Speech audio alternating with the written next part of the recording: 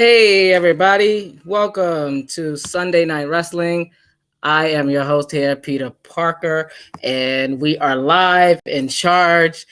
All the wrestling universe is going through it. So let me fix my light. It's going through it right now. We are live, yes. So we're going to have a little flubs. But I have someone in studio that is going to bring it all together. Yes, he's back. For those that watched our last episode, he was there, and now he's back here to bring some more flavor. Tonight is Revolution Night, ladies and gentlemen. You're watching Sunday Night Wrestling, and I have the one and only Ant Won't Stop back in the building, bringing his latest track here, Revolution. So stick around for that, guys. You're watching Sunday Night Wrestling, and let's get started.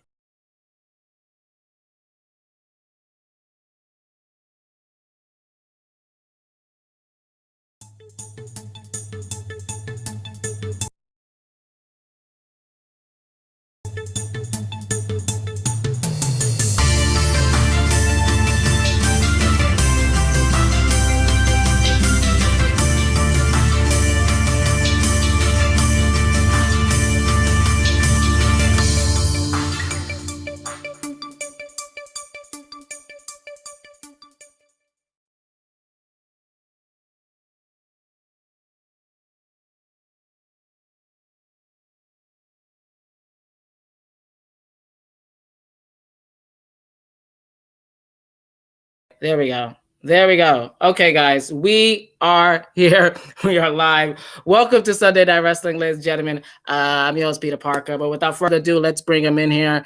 My guest here for the night here, Ant Won't Stop. Ant, welcome to the show here live. Ant, what's going on? Oh, man, it's been a minute. It's been a minute. Yes. Are we live on YouTube right now, too? Yeah, we're everywhere. We're live on YouTube. We're live on Facebook, Twitter. I got a community thing. I'm going to share it right now. Definitely.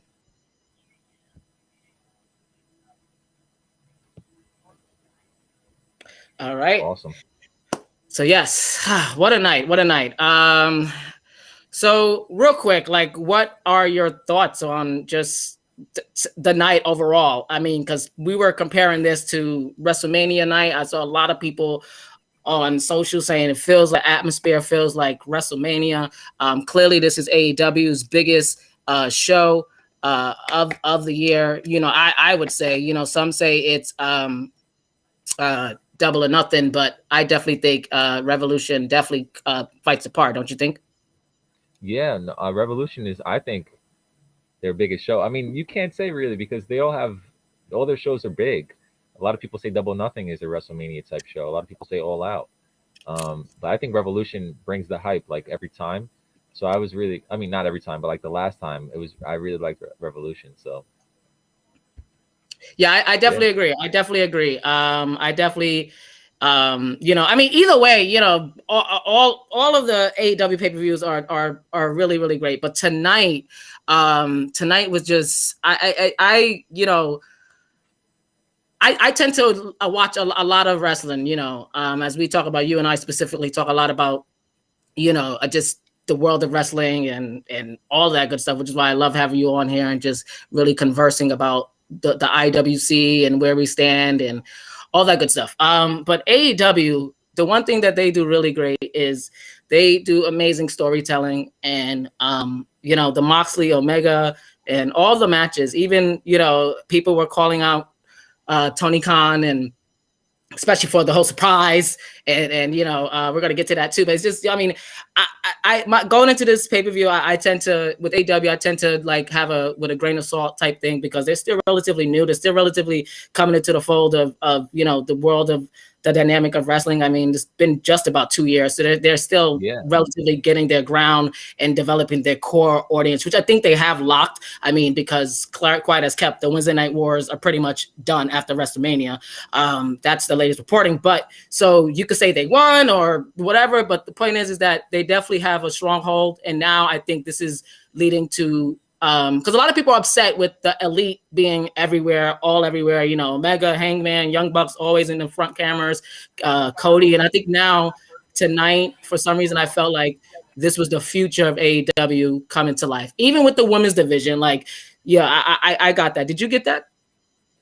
Yeah, well, like you said, they're in a good position right now to take over Wednesdays. So what else can they really do other than showcase what they got? And they showcase that the women's division is really strong wrestling wise. They might just have to get a little better storytelling wise within the women's Right. division. But the wrestling, that was a great wrestling match. I think she puts on great matches. Like she put on a great match with Nyla Rose.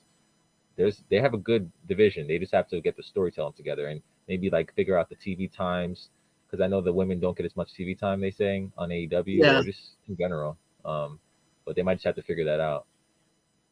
Right. I definitely agree with that. It's going to be interesting to see how they figure it out. I will say that. Yeah. So we got Michael saying, "What's up to you, Yo, Aunt? Stop." what's up, Mike? Um, you know. Yeah. So. Oh man. So yeah. So let's get to what had happened tonight here at AEW. What was your favorite match? Oh, my favorite match. I have two actually. I would say the cinematic match was cool, really cool, because we got to see. Someone just tweeted it out earlier. We got to see everybody got showcased very nicely during that match. Darby is a madman. He's crazy. Cage is just a beast. He's strong as hell, and Sting still got it. Ricky Starks is a great seller. He's just great in all aspects. So I like that match because they got to showcase everybody, and it Mhm. was like some cool elements in it that I was like, oh, this is definitely like something that I would want to like rewatch. I was thinking I would definitely want to rewatch it to see, like, I'm probably missed a couple things. It seems like a movie where you want to rewatch it twice. Right. And the Right. second Right. match, that's my second favorite match. I'm sorry, was the exploding barbed wire match. That match was off the chain. But we'll get to the Definitely. ending part. We'll get to the ending. Right. And I also saw someone share a uh video that I actually got. We're gonna share that in a bit. But yeah, it was definitely that barbed wire exploding barbed wire death match it took me back. And I'm glad no one died. I think the timeline was a little like, okay, we wanted blood, but this is a little too far. Yeah. It's interesting. It's interesting how far to see how far AEW is gonna go with it. But yeah, so just type this in here, guys. As I always say, live producing, so bear with me, multitasking. But so yeah, so this show tonight gave everything that we wanted, as we mentioned. And once again, this is the recap here for Revolution. So those that do not want spoilers, I advise you all to turn this off or come back maybe another half hour. Who knows?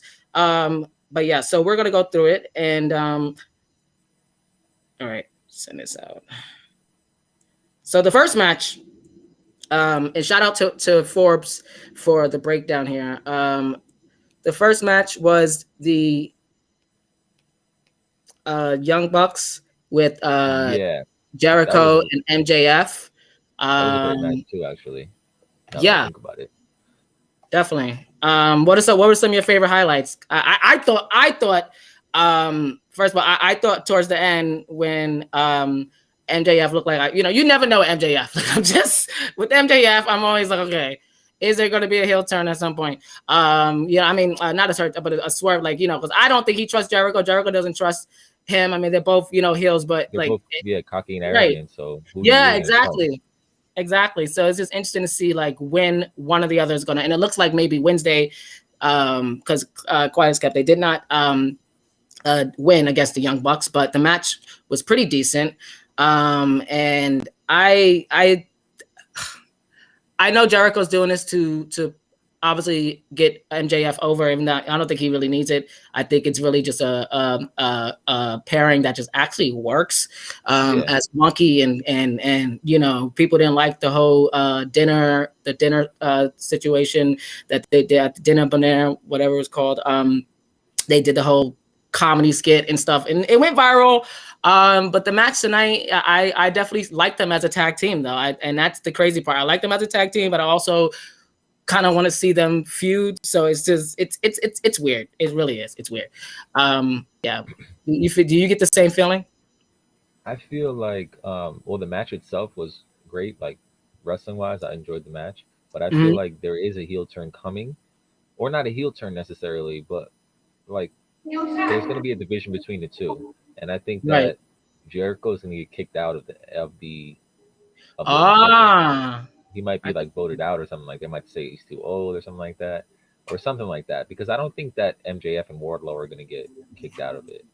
You know, so Okay. I think that Jericho's going to get kicked out, and then he's going to maybe have revenge and take back the Inner Circle, or just like have revenge against the Inner Circle. With maybe someone mentioned he might do with Sammy Guevara, so I think that might be possible too. I don't know what terms Okay. they really left out on in the story wise, you know. Right. Right. Yeah, it would be interesting to see. One of the things I do love is also too is the dynamics with because it seems like the forbidden door is open, and every other week I'm always like, who's gonna come, because I like, I know, I mean, we're gonna get back to the card here, but it's just really interesting on how, you know because I really believe deep down, like, Tony Khan, yes, he is, the son of a billionaire, and so is well, at that time, I'm sure Vincent McMahon Sr. was in the millions, but at that time, Vince was also in the same situation. He's a spoiled son. They both are privileged. And one took over the company, took it from his dad, and this one actually got the funds from his dad to just say, okay, go have fun.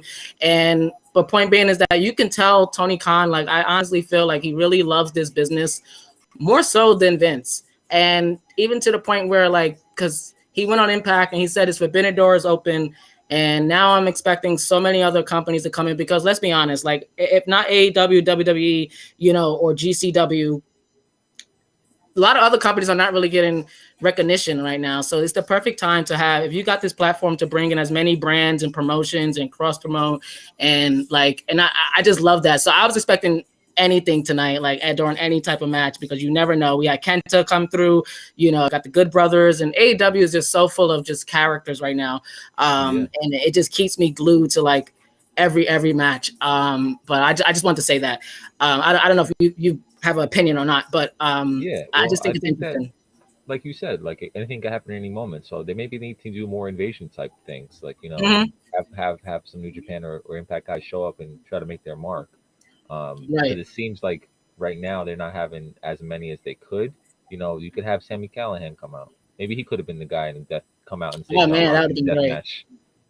That would have been sick, right? If Sammy Yeah. Callahan came out instead of Eddie Kingston. Eddie Kingston is Yeah. cool because it makes sense. They have a history. Eddie Kingston is a hardcore wrestler, but imagine Sammy Callahan coming out at the end.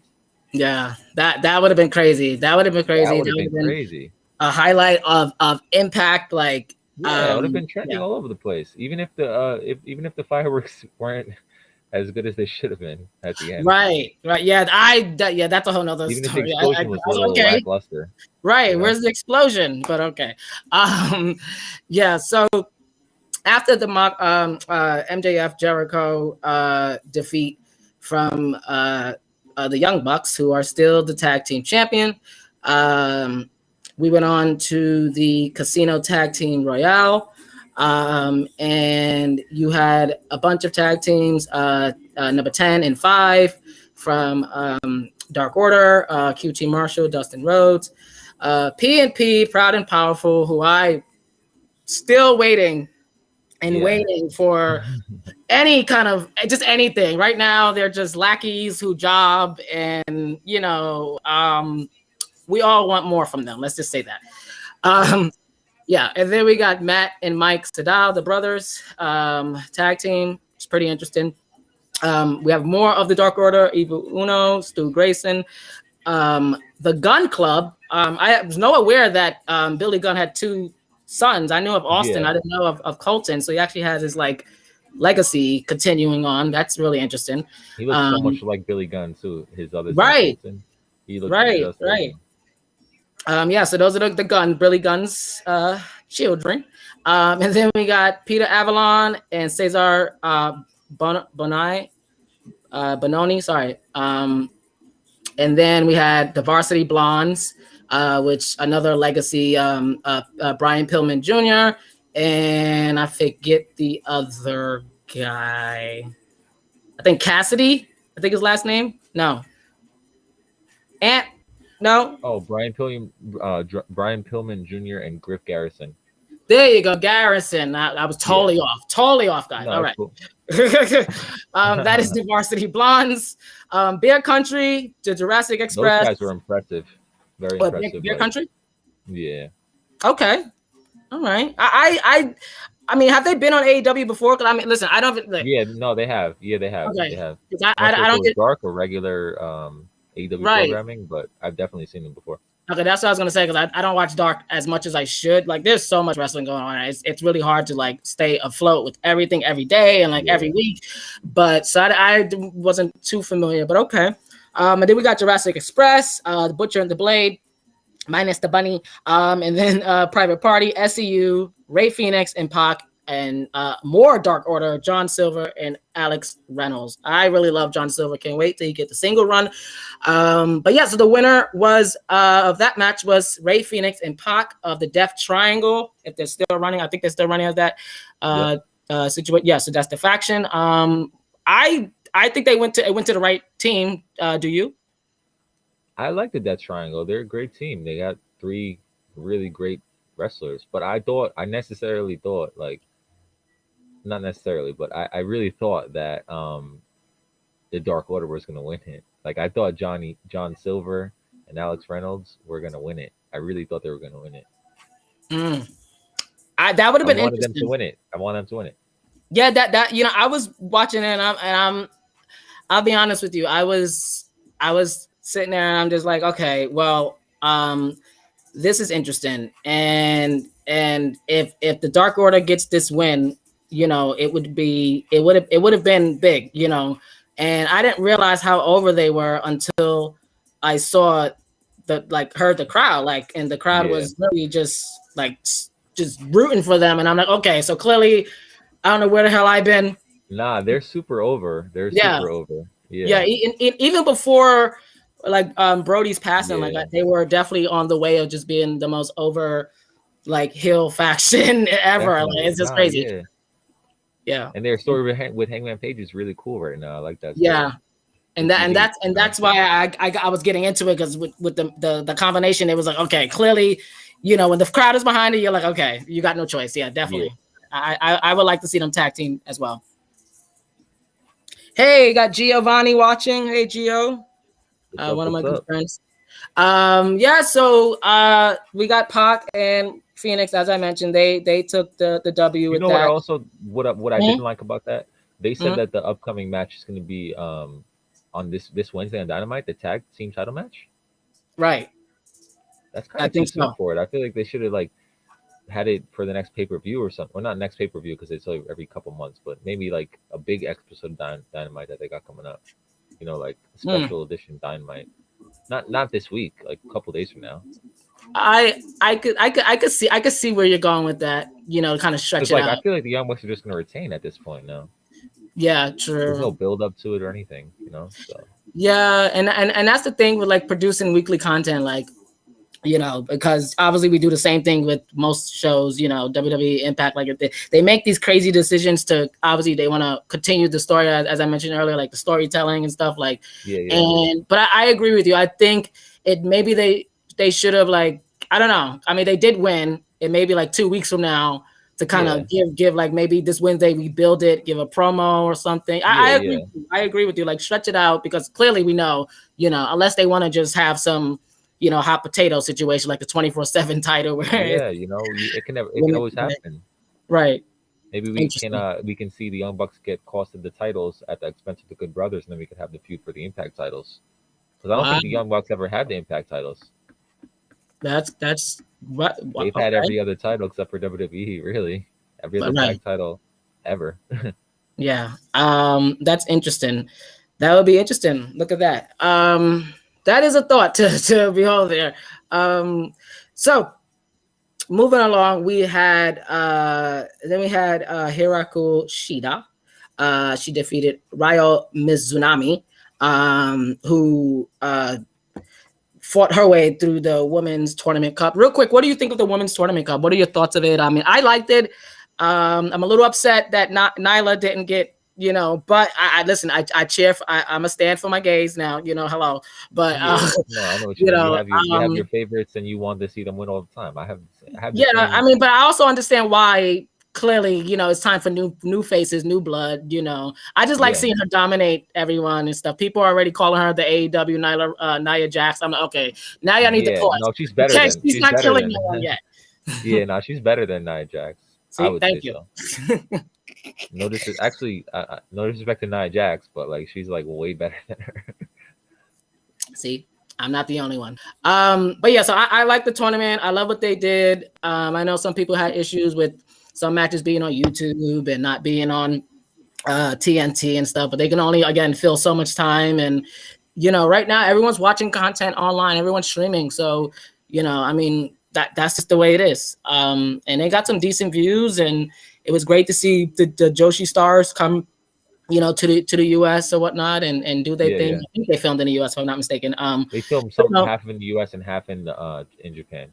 okay, there you go. So that is really cool. I just love what they're doing. Now we could debate on who do it better. That's a whole nother episode Who do because what you better, know. like the women's? Well, as far as like the Joshi wrestlers, you know, NXT got. I know NXT UK just signed one of the big Joshi stars from Japan, I believe, and you know the NXT in America got Io Shirai, and you know, Well, I mean, so just the booking of the NXT women is better. You know, it's just like right. you got some stories behind it. You have like beef. You know, you have great wrestling as well. You know, that I think that's what they need for the women's division is better storytelling. They spend a lot of time building the story for like the main event and stuff, but I think Mm-hmm. they might need to just if they want to build some more time for the women. I I I agree. I might get some flack from this, but I didn't watch any of the women's tournament. Um, I saw Okay. some clips of it, and but I wasn't really that interested in it. Honestly, I wasn't interested in seeing the the winner. I mean, I was interested in who was going to win it, but once it got to a certain point, and there was like no more Britt Baker, no more Nyla, and I was like, damn. Like Yeah. once Yeah. all my like favorite women were like eliminated, I was just like, okay, what's the point? I didn't get a chance to watch it, but what's the point of watching it now, really? I could see that because at some point I was like that, especially when I because I caught into I was okay. So I be late night, you know, after Raw or whatever show goes off the air. I'm always trolling onto Twitch, and for those that don't know that are not, you know, I know a lot of people like to stick to one platform of social media, but Twitch is his own universe, and a lot of wrestlers on Twitch. I know those people that follow the news probably got more familiar with it, with Zelina Vega and Paige Yeah, breaking their own stories, and also AJ Styles before the whole WWE hash, you know, coming down on the Twitch and stuff. Wrestlers were some of them were free, and the ones who are not in the company anymore or other places that can talk are doing so. So I was watching somebody that we all know by the name of Alondra Blaze, aka Medusa. She has an amazing Twitch channel, and she happened to just play one of the videos because I was just popping in. I was like, hey, let me see what's going on. And I happened to see what she was showing, and she was showing the actually what's her name, Aja Kong, who's yeah, a no, legend, and you insane. know, yeah, right. She's a legend and you know Joshi wrestling and stuff. So um to see her, I forget who she was fighting, another Joshi wrestler, and you know their names are a lot for us Americans to say, but Yeah, it yeah, was a great match nonetheless. But to hear Medusa, like to hear her commentary on it was fascinating because she was talking about her experience back in when she was wrestling. Obviously, she did Japan in the 80s before. yeah. She's like these girls now got it easy, but she was just saying it was just so funny to hear her talk and stuff. And so She's guys, cool people definitely check too. her It out on Twitch. seems Mhm. like she's cool, real cool, down to earth. She's not Yeah, like a definitely. She's definitely celeb, you know. down to earth. And it was just cool just getting to know DTA podcast. She was like, "What's your podcast about?" So you know, I had to fill her in and stuff. So who That's knows? good. Maybe one day Medusa will be in the That would be studio. Who knows? awesome. Hell yeah. Yes. So I'm looking at the tournament now, actually. So Okay. like, what I didn't like just by looking at it was that I mean, obviously all the American women are against American women, and the Japanese ones are Right. against the Japanese ones. So it's Mm, like I have a bunch of favorites here in the American side that got eliminated pretty quickly. Like you got Rio. I like Rio. You got Britt Baker. okay. You got Mhm. Ty Conti. You know, those are like Okay. three Yeah, I people like that her. were eliminated off the bat. So it came down to like Nyla Rose and Rio. I didn't really know like who to even choose. Like, I mean, I know you like Nyla Rose, and don't get me But wrong, yeah, but yeah. I didn't necessarily think she was gonna face Sheeta again for the second time at a pay per view and win. You know, Right. and Right. she beat her Yeah. last time for the title, so I didn't think it was gonna happen. I honestly didn't think it was gonna happen. I thought the other girl had more of a chance of beating her. Honestly, Okay. I thought that too deep down. I was like, I don't think. But then I was like, if anything, I mean, it would, the storytelling would be complete that she lost it at Revolution and she regained it back true. That's again. true. So that's why I was like, Yeah, oh, that'd have been perfect. But I I think it was double definitely or nothing, but I know what you mean. right, right. Oh, double. Double or Okay, nothing. double. Yeah, There you go. Sorry. But yeah. So I thought it would have been a good story. But yeah, you're right. Yeah, and it is time for new women. I mean, and that's why I said like earlier, like I think tonight was the future, like because for some reason it just felt like that. This past week we had Jade Cargill and Shaq, yeah. like and No, Shaq of all I liked people. her. I liked her a Yeah. lot. Well, what did you She's think about Shaq? I listen. Shaq I'm is not the biggest great. fan of so well. Listen, this Basketball. is how wrestling was built on, but at some point, I guess as the IWC evolves, like I understand where the wrestlers are coming from backstage. You're like, okay, so you have a roster of 200, and you decided to put your whole show based on one person, Bad Bunny. Well, there's the Although thing Bad about that. Bunny is good for business, Yeah, he's they got selling to think about that. merch. No, I'm sorry. What you say? Go ahead. They got to really think about that if they want to say stuff like that, because they have to. It's like being on like a team and you're like, yeah, you're a great like artist, but then you have Drake come on the song. You're like, yeah, more people are gonna watch a damn song, listen to the damn song that Drake's on it now. You know, I agree. Yeah. it's like at certain points you have to take sit on the bench and let some stars, even if they're not as good as you talent wise, they have to come and bring some eyeballs to the product. I mean, you're right. You're right. It's not like And you're not losing a roster spot for Bad Bunny. You're just losing like 10 minutes of TV time, which is not even that well, crazy I mean, anyway. first, well, hold on. It depends. It depends who you're talking to now, because some people, 24/7 championship is the roster spot. Come on. Well, I mean, not necessarily that, but I mean, come on, Ant. Like, I mean, Raw is 3 hours, and they give Bad Bunny at least like 3 segments, and No, three but it's all about segments though. If is you a think lot of about it, paychecks it's for all about people. Damian Priest. It's not just him just hanging out. It's all building towards Damian Priest being a major star. Like you know what I'm saying? They're using him in the best way possible. Mm. I Well, don't know if okay, he's yeah, you're I right. don't know if You're he's right. getting all the eyeballs that they wanted him to bring, but he's definitely helping bring Damian Priest to the light. Like, what? This guy came from NXT and now he's like with like the number one billboarding artist and he's like messing everybody up on Raw. Like what? Right. Wow. I guess also too, and we're gonna get back to AEW. Yeah, this is why Ant and I like we have these civil discourse debates on like just showing you guys it is possible, guys, to have debates about wrestling and not kill each other. Yeah, of course. But I definitely agree with you with the whole, because it is needed. Wrestling is needed to be highlighted. It's just, I guess, in a sense of you know how much is too much. Because Yeah, I'm that's hearing true. You don't want to overdo it. reports, Definitely don't want to overdo it. right, and I'm hearing reports that like he's supposed Bad Bunny, that is Bad Bunny, is supposed to be going over at WrestleMania and apparently winning tag titles. I know it's No, all in the no, air, no, no, but no. Daniel like, Bryan, but this is no. what I'm hearing, and I'm like, oh my gosh, like if that really happens, because he's training. That's the thing. That's crazy. So he's actually training to obviously be in a match, I and know then we about got tag titles. If he's in a other. match, that's cool because like Snooki had a match. Oh, so you think it's This doing one of those type of yeah, things where that he's like, match and then he's just gone. Like that's cool because I think that's what it's leading up towards. I don't think he's gonna be around after WrestleMania. I hope so. I hope so. I don't know. I hope so. But let's get to Oh, the big Shaq, money yeah. match. Wait, real quick about Shaq. I liked Shaq. He's an Okay. athlete, obviously.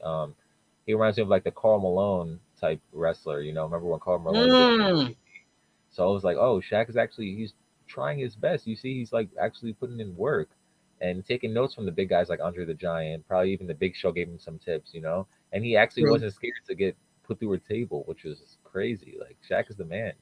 You Yeah, can't hate on Shaq. right. And that It also seemed like showed.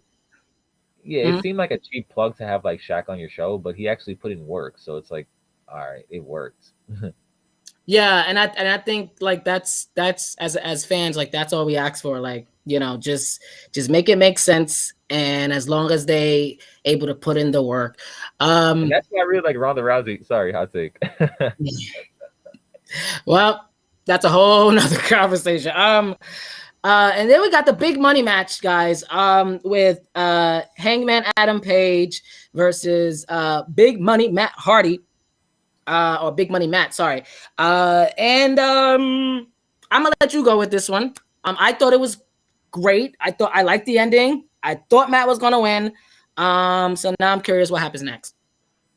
I thought Matt should have won with that. He hit the side effects right, followed up with the twist of fate. That should have been it, honestly. Right.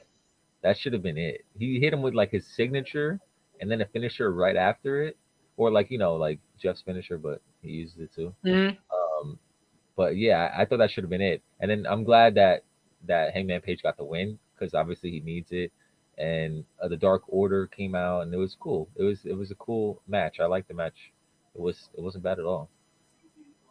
I definitely agree with you about that.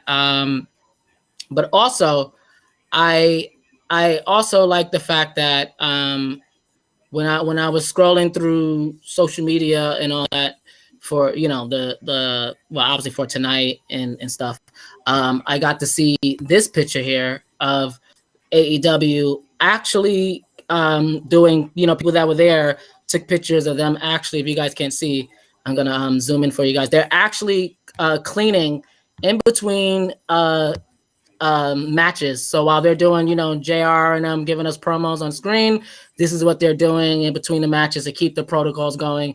I love seeing that. I don't know how everyone else feels, because people like to say, oh, I watch to, take my mind off of, obviously there's the life, if you will, the COVID and all that stuff. But it's just good to see companies who take things serious. And and I saw that, I was like, that's cool. Like that I think companies should actually be promoting that. Like, how do you feel about that? Because we don't see it on The more you WWE do, per the se better. or Impact. The more Mm-hmm. you do, the better to stay safe with that. It's all about being safe and doing as much as you can. Even if you look stupid wearing a mask and let's say it does nothing or whatever, it's still if it does help, then it helps. I think do as much as you can. You can't really go Right. back in time and try to fix it. True. So I think that it's good that they're sanitizing and cleaning everything in between. I think more companies should do it. I don't know if they do it because we're not there to see it, but they Right. should definitely do that. Be following that. Right. I definitely agree. I know when I'm watching the indies, shout out to the indies, all the refs wear masks. So, and it's just interesting to see that. But yeah, I agree with you. Everyone should be doing it. So after that match, the big money match where Matt Hardy unfortunately did not come up with the win. But as we said earlier, it is interesting to see where they go with this Hangman and Dark Order situation, and also Matt with him. Well, he is like their manager of Private Party. Yeah, Another team that I would like to see have some gold at some point. definitely. And I know people compare them to the Street Profits and stuff, and I just think that's so like infantile in No, a sense because they're black tag team and they both come yeah. out to party music. Like, okay, guys, like that. I mean, give me something more than That's just like the the fact only thing of that's basics. the only thing that sets them, to like puts them in the same categories that they both have, the same attitude. They're both party guys. Right. Really. But But I I think they need a shot, like at the title soon or whatever. I think they already had a shot, but I think they're probably next yeah, in they line did. after like they're behind. I want to say they're behind PNP, Proud and Powerful, because Proud and Powerful Mm, put in mad work at Impact, so they're already like yeah, proven that's true. as tag champs. I think That's Proud and true. Powerful needs that title run, and then maybe like a year or so, Private Party will jump in because they're still Okay. they're still a little bit green. I think I want to They say are. They Just are. keep That just keep them it. and I hate to say because they're becoming my favorite too, even more so over Private Party because they're getting more television time. I love Top Flight. Like Top Flight. Oh I yeah, they like but of course they're just like similar to Private Party in that aspect. They're great. They do great moves, but they might Mhm. need some mechanics to be worked out because certain things happen on TV that you don't always like plan for. It comes like with experience, becoming like a professional and handling those kind of situations like I agree. that you can't really explain. Hmm. I definitely agree. Um, yeah. So after that match, we had the Revolution ladder match. That was Um, a great match. yeah, it really was. It really was, and it was interesting to see a 6-person ladder match. And I know. Well, first of all, I was rooting for none other than um my favorite Max Caster. I think Max Caster is an amazing talent. I'm glad that they signed him. I could see him definitely being TNT champion at some point. There's a lot of charisma, and I was like, if they give it to him, then this is a great step forward. I know Anthony Bowens, his tag team partner, is currently out. We're going to talk about that a little later in the show. But yeah, I was really hoping, but he had some good spots, and it ended up being someone else who got the win with that. But what are your thoughts about Max Caster? And as you guys see, we had the debut of Ethan Page tonight. Ethan Page, That was a yeah, big from one. Impact, from, Yes. from Impact that they're working with. It's so weird. Right, isn't it? It must have been weird seeing your boss Don Callis backstage. Like, hey, what's going on? Hey, I don't want to Um, work for you no more, but I'll work with these guys that you're working with. right, Maybe right. Don Callis advised him to leave Impact and come to AEW. Maybe they're good friends. Could You never be, know. could Uh, be. but my thoughts on Max Caster, he's cool. Yeah. I don't think nothing.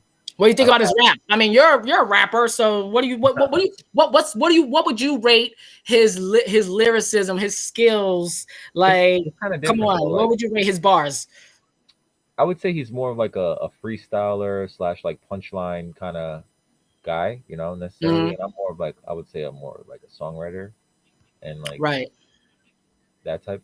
But I think it's cool. I like his intros. It's cool. I would switch the beat up every once in a while personally. That's what I would change up because they got the same beat every time, or just like John Cena come out with no beat. Right. My Okay. personal favorites for that match, for the ladder match though, I would say was definitely Lance Archer. I want to see him get that TNT title eventually, and Pentagon or Penta Sierra Mito. Mm, Those two guys right. in the TNT title conversation. And then, Max Caster eventually, like similar to like I just feel like there's other people online before like we get to the newer guys in the title pictures. Like Private I Party's can not new see because that. he's been with them since he's been with AEW. They've been with AEW since the beginning. But I feel like there's like Mhm. more like established guys. Like Pentagon was a world champion in Impact. I think he was probably a world champion in Mexico. Like Yeah. he should definitely get some kind of title. I agree. I agree. And Lance Archer's just a beast. Like he really proved himself in Japan. These guys are Mhm. like older and they're like well proven. They could carry companies and carry titles. I think that they Yeah. should definitely get like shots. I mean, Darby Allin is great champion. I like him right now. So Right, and Darby Allin is definitely, clearly, as we spoke about earlier, like the future. But I agree. I think any one of the guys up there can be definitely championship material. And the winner of that match was Scorpio Sky of SCU. Spoiler alert. But yeah, and it was a brass ring. I like that. I like Um, that he won because I thought he was going to win a double or nothing match, and then Brian Cage came out and Right, that right. Brian Cage debuted it in, yeah. So let me wait, hold on, let me see who written this one. I think Alfred written this one from Forbes, those that follow Forbes. He says here that the ring at the top looked like the Bootios with the New Day. oh, that's a good one. I thought a couple different things, but I didn't think of that. My first thought was Sonic Ring, but then when Oh yeah. Sonic Rings, and then my second thought was when he grabbed the ring, it looked like a life preserver, like a golden life preserver, like he was about to save somebody with a life preserver. So crazy. Yeah, Because it was Alfred like this, it was like Kanoa, the his size name. of, it was like this big. So I was like, damn, that thing is huge. You didn't notice, you can't tell how big that ring was when it was all the way up there. Yeah. It was it was great. It's great spots, and we saw the ladder break in many situations. And Yeah. I just love when, my favorite thing about wrestling is when like the commentators are trying to sell the show so much, but then like, oh, this is the most brutal and painful match ever. Like, for instance, the Elimination Chamber was the most brutal thing, but then you see the chamber has like pads on the side and crap. So it's like, okay, it's not that brutal. But then also like, this ladder is brutal, but then like someone steps on it and it breaks in the middle. Like, Yeah, it's that's just true. so interesting. I just love that about wrestling. Like, it's just, clearly we know it's kayfabe, but it's like, come on, guys. I mean, you're overselling. But the exploding barbed wire death match, there is no. I listen. That match is real. Like, I mean, I would be scared to have that. I don't know how they did it, but That was big. clearly, right. Clearly, we're about to get to that in just a bit. But oh man, so shout out to Scorpio Sky. Curious to see what they do next, and hopefully this definitely leads to you getting your TNT championship or whatever title that they're gonna do. I don't know exactly. He may get a world Oh champion. yeah. Did they say what title shot he was gonna get? I'm not sure. If anyone knows, you They could tweet probably us did. or tweet Ant or me or anyone. Let us know. I mean, that's a good question. We only have two, so That's um, true. it'll be interesting to see what they do. So yeah, so then we had the match that I was curious to see with Miro and Kip Sabian versus Chuck Taylor and Orange Cassidy of Best Friends. And what do you think of Miro? Real quick, like just a rival to AEW and Yeah.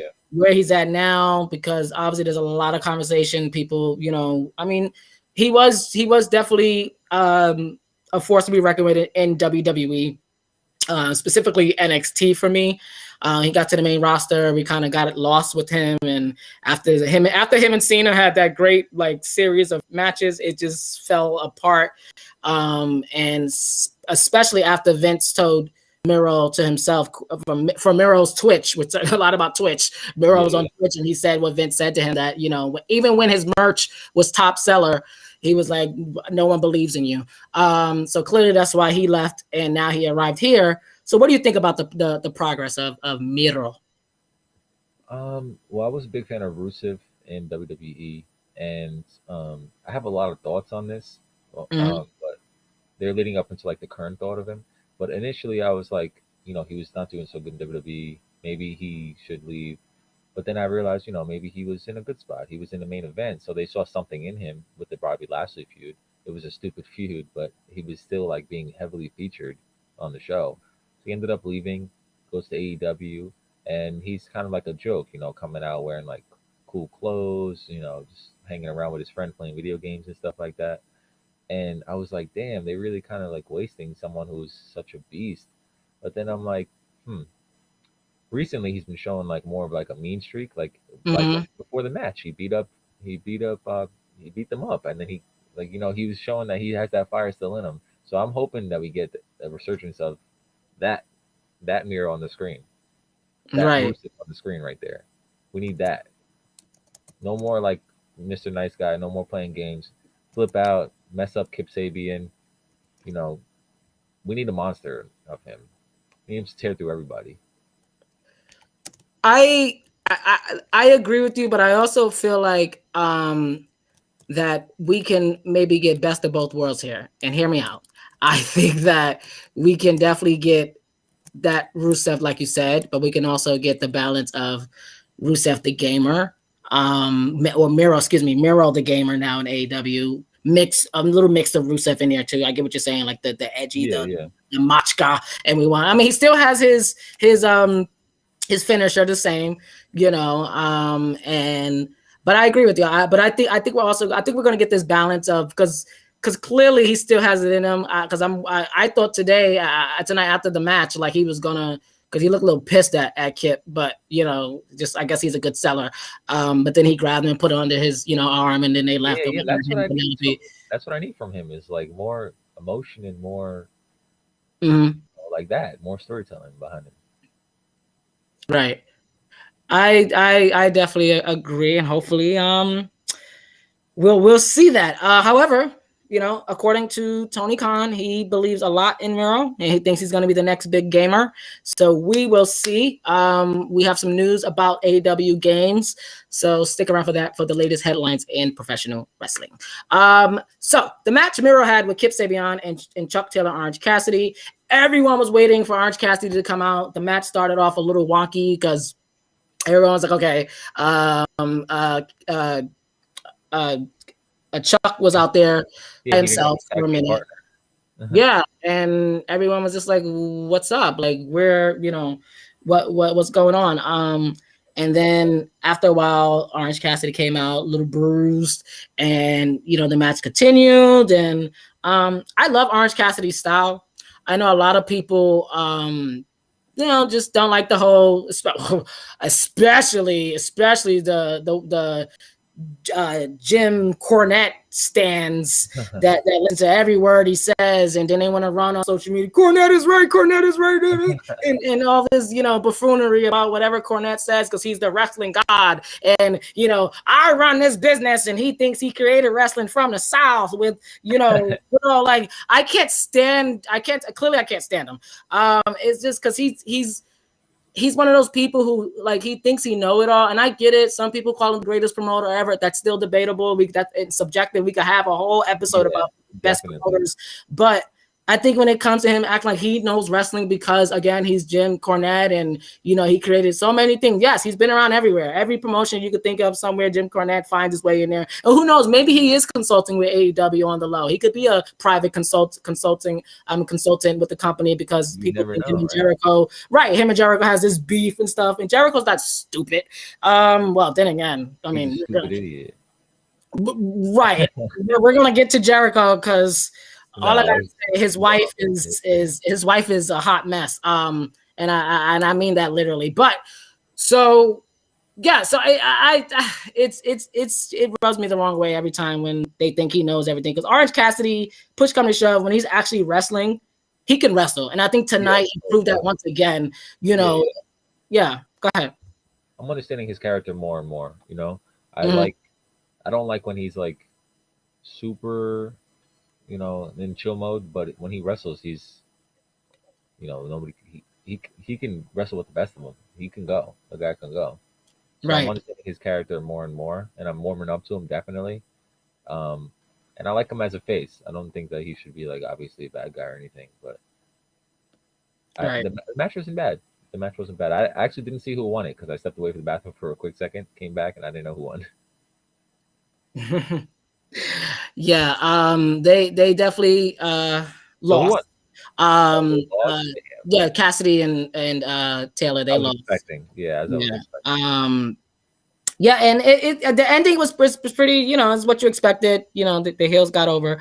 And yeah, so, and by the way, I know people who we kind of jumped around the match card here, but whatever. We're still all the matches are the same. Just we jumped around. People like it in order. Whatever. Anyway, let's get to the debut tonight. Before we actually, obviously, people, but who did you think? Who did you want it to be? Rather, not think, but who did you want it to be? The special, person showing up tonight. Oh, you put me on the spot now.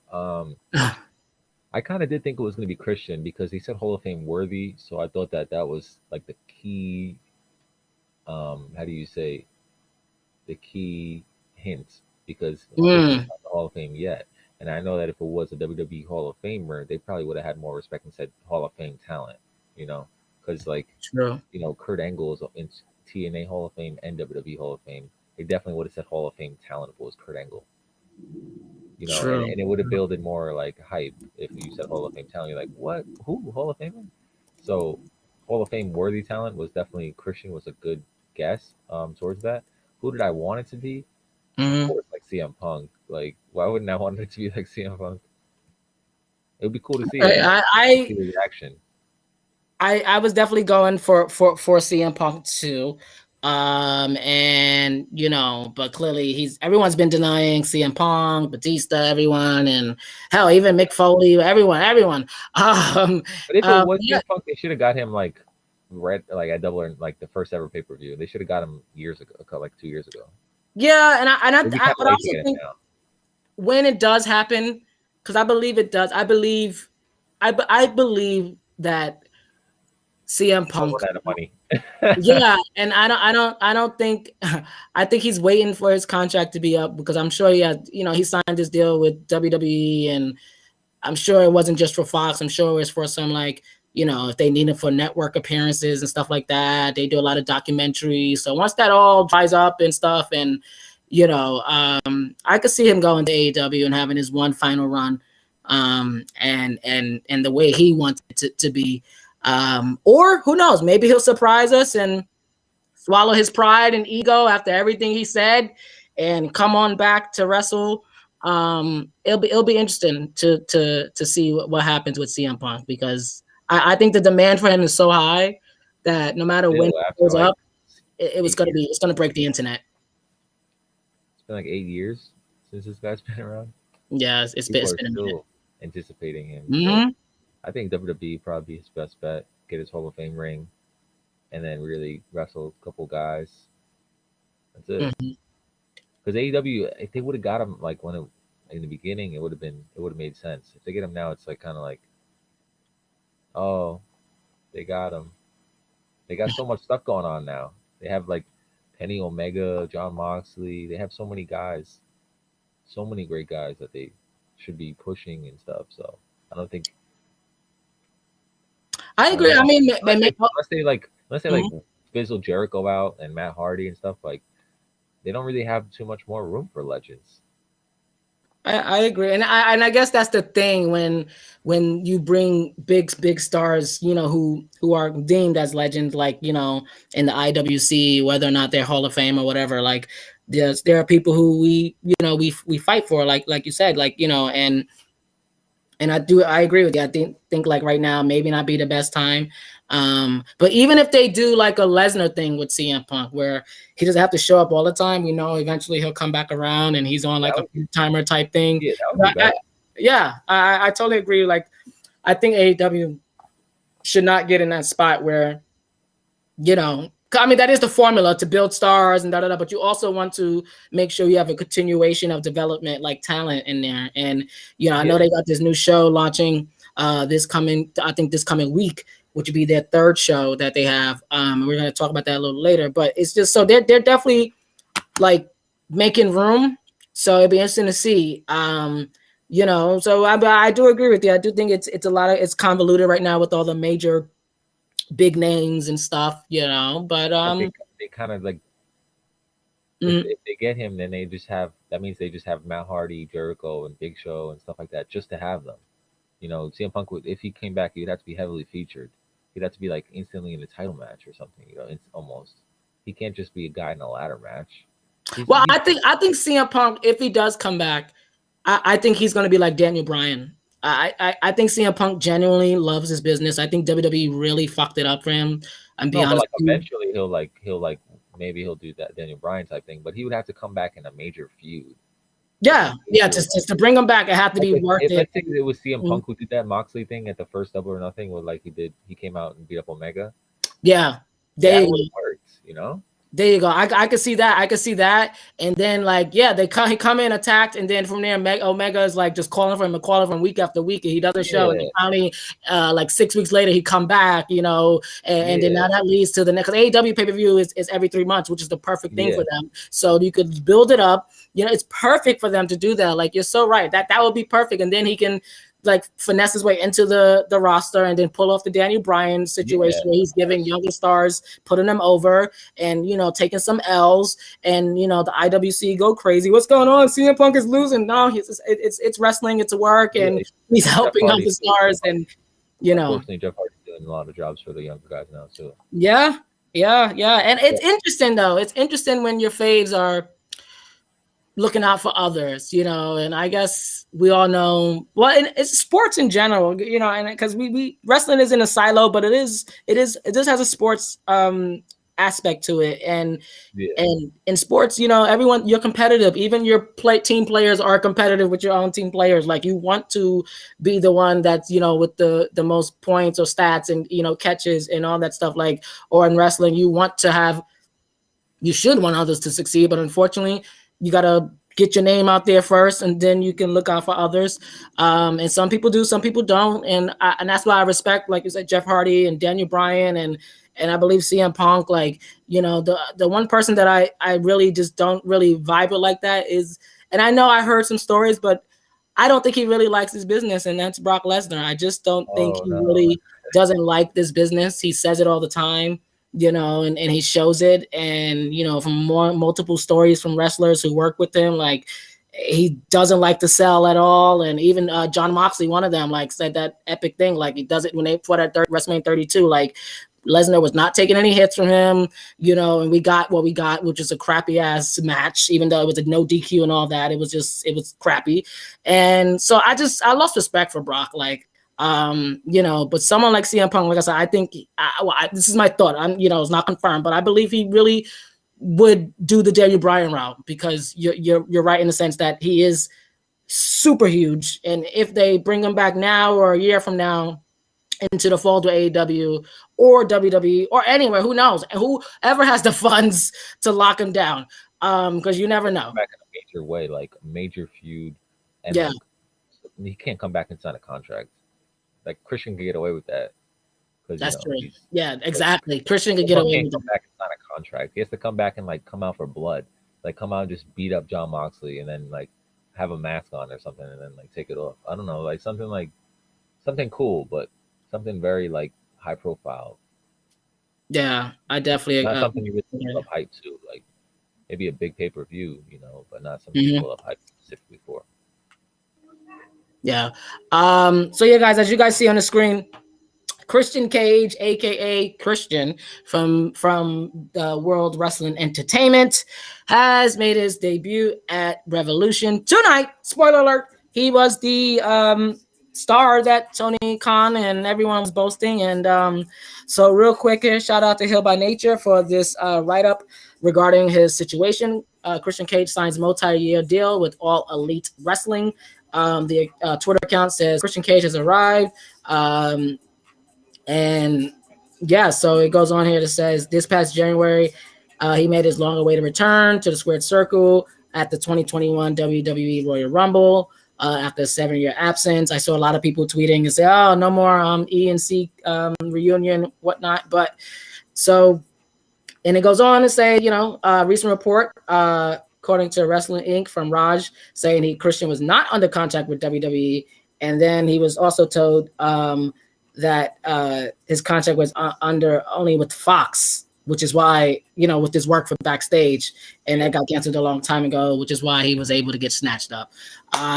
So this is what happened, guys. This is the business. I saw someone tweeting and saying about like, let it go, because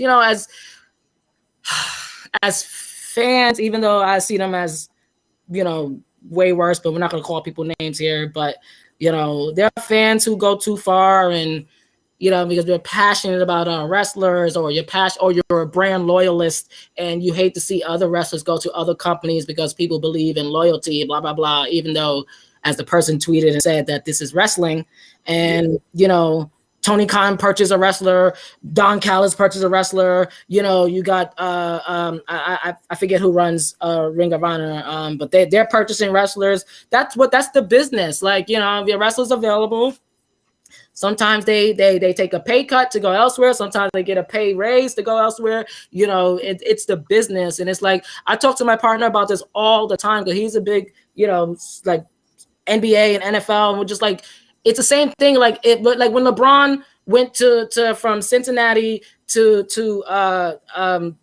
LA to Lakers, like the whole Cleveland to the Lakers. Everyone was in arms, burning his shit, and it's just like, it's sports. Like, that's what they do. I mean, and it's the same thing in wrestling. Like, even though wrestling's more of a wide, because it's like, promotions and territories, but if a wrestler leaves, if a wrestler's out of the contract and they're a free agent, they go work anywhere, and technically they're supposed to, but that's a whole nother conversation. But when they're able to do so, they do it. And just Yeah, like that's not a Big problem. Show showed up, and now Christian and Leo Rush is doing every promotion he can. Like, what's the problem? I mean, do you agree? Yeah, wrestlers should work as much as they possibly can. I mean, if they need the money or if their still body is still fresh and they have the love to do it, they should do it wherever they possibly can. Maybe Christian probably he didn't just leave WWE. He probably wasn't even signed to WWE, but I'm sure he had talks with WWE before he just signed with AEW to see who was going to give him Right. the better offer. Give him like the dates that he wanted, more dates that he wanted, less dates than he wanted, more money he wanted, more money, whatever he wanted. He's a businessman. He negotiated with both people. He didn't just leave WWE. He's like, oh, FWW, I'm going to AEW. You know, like Right. when he went to TNA, he went to TNA because his contract was getting up and he wasn't really getting many pushes. I think in WWE's world title picture or like higher up title pictures. So he went to TNA and he was instantly a star. Yeah, I like, and I agree with everything you said. Like, it's frustrating, and we have to keep saying, these things where, like, over explaining the whole, like, how wrestling work and stuff like that, because you have new fans who get used to what they like, but that is the business, guys, and we The only just thing I didn't gotta. like about Christian's debut was his T-shirt. It was so like I don't like the design of it. I'm sorry. It's like damn, they couldn't Ah, have come up with a better shirt for him. Like he had like the cool like this shirt with the C's, and I saw like the C's and the fiddly in the background. But like whoever designed that shirt didn't design the Sting shirt. The Sting shirt was sick. yeah. I definitely wanna. Yeah, I have yet to get I wasn't like I AEW. gotta go buy that Christian shirt, but that Sting shirt I was like I gotta buy that. Yeah, I think I want to first AEW merch I want to get, maybe uh either Sunny Kiss. I got to support my people. Of But course, then I'll probably branch out and get a Moxley shirt or so forth, or you know um I I got a like Britt couple. Baker. There's a couple of people that I'm looking at in AEW, and go support. But yeah, I really, now, real quick question, Ant, Yeah, because I it's another thing that I really, really do love about AEW, and I know this is they're head on the title, so we're going to talk about AEW. But um, I love the fact, and yeah, I think Impact does it too. And this is not to bash WWE at all. I trust me, if I wanted to, I'll put that in the headline. But this is just to compare, like, they're the AEW, Impact, and other companies, like, when they hire or hire someone and bring them over to their promotion, like, one of the things I love is that, for instance, like, who was Ethan Page? He made his debut tonight, and yeah, and yeah, I love the fact that they were sitting there, and the commentators were talking about just Ethan Page's his legacy as a wrestler. Like, I didn't know he was in a 14-year veteran, and just doing a damn thing. I had no idea of his, like, just like I said, his legacy and his background on what actually he done in his career. And yeah, they spoke about his titles he got outside of Impact, and even the titles he won at Impact. And obviously, for those that follow Impact, him and his tag team partner were of the North. They are the longest reigning tag team champions in Impact history. So it's just real interesting to see when he came out and they bought all that stuff. And I love when yeah, companies just be honest about yeah. Of these course. wrestlers and their backgrounds, because it makes it more believable. It's the But same thing, it like I also said, makes with them the more of a star NBA. too. Like, Mhm. like if you think about it, like if I never heard of Ethan Page before, and I heard that he was a 14-year veteran, he's the longest reigning champion of Impact, and he's all this great stuff. I'll be like, what? Damn, like that's cool. This guy's Yeah. good.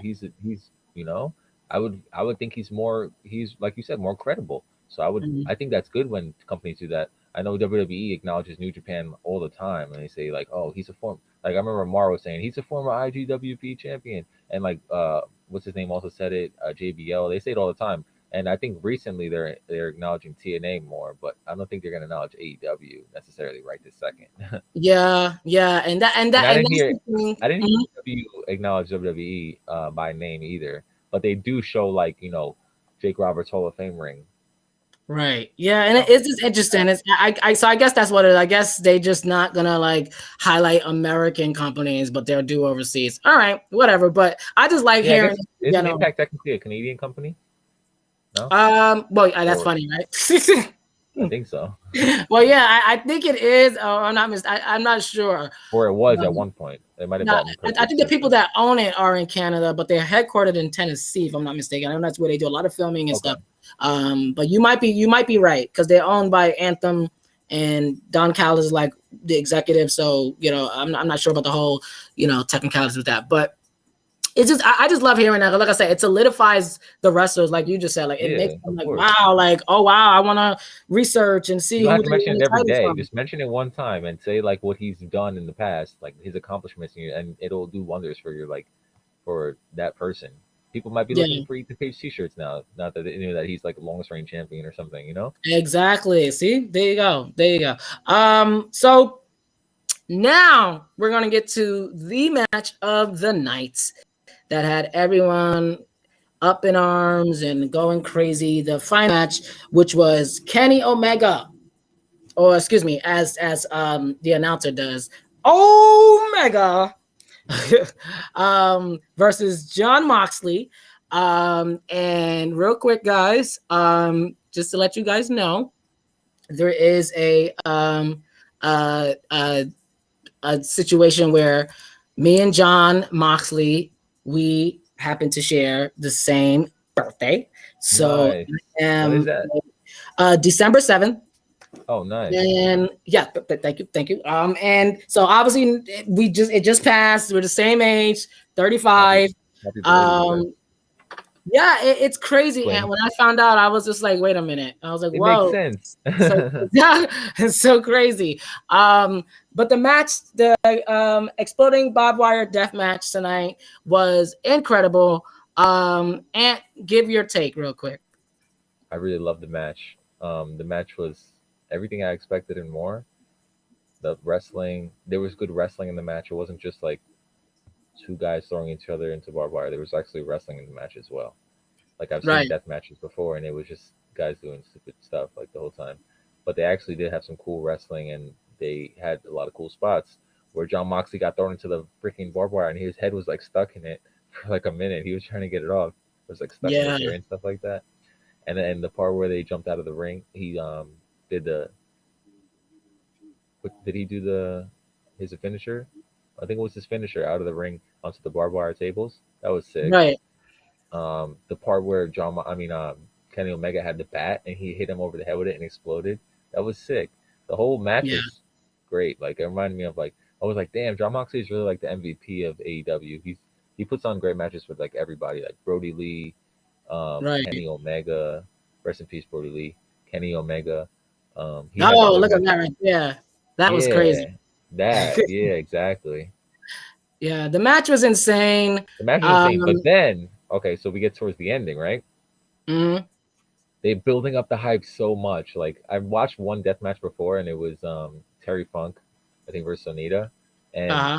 they had like the shit explode. It was like it was crazy. So I was like, oh crap, they're building it up. They have like the countdown going on, 10, 1 minute, whatever, and then the guys are in the ring beating up John Moxley, and then they're putting the handcuffs on him. So I'm like, damn, are all these guys going to be in the ring when it explodes? And then I'm like, oh, okay.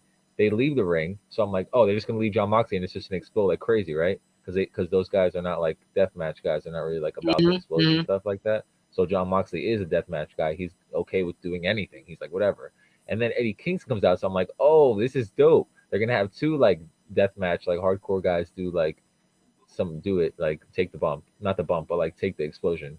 And Yeah. then the explosion after all this hype building up, and I'm thinking this for like a whole minute, and it's kind Well, of like hold on. It the certainly the wasn't what we seeing right here. That wasn't the explosion that we got. no, it wasn't that. They might have ran out of that, whatever that Right. I fuel think the was. budget was low.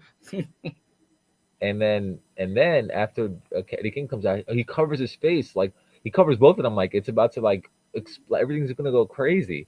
And then we get like sparkles, like it's like Kane's pyro, but like way duller, and then like a little bit of smoke.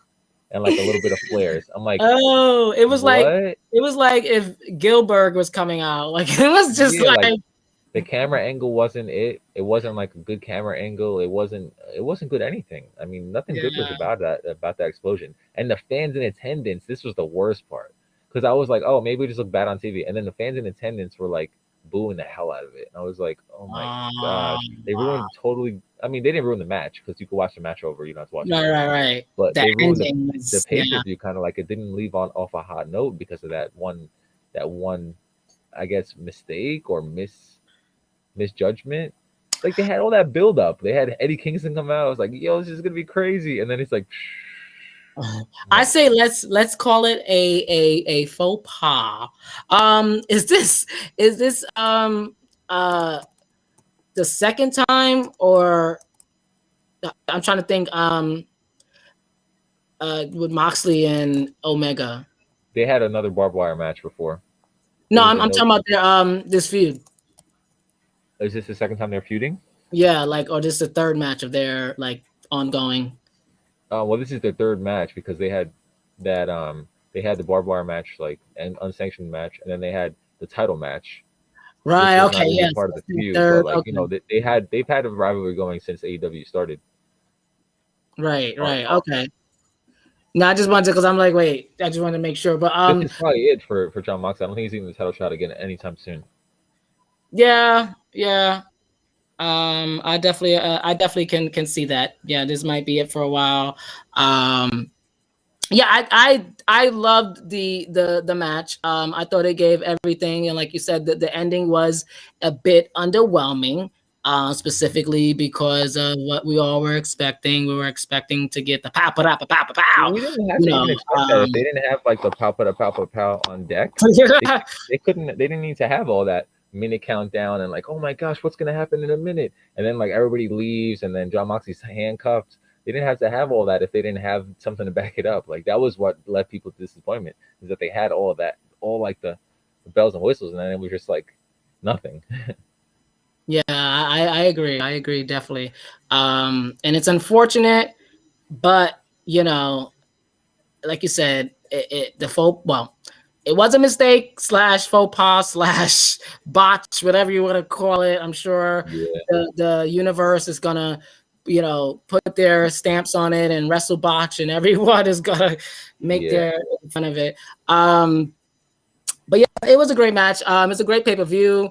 Shout out to AEW and for everything that they have done tonight. I know, putting on a pay-per-view is not easy and keeping us entertained. And clearly, as Ant mentioned, there were some moments, and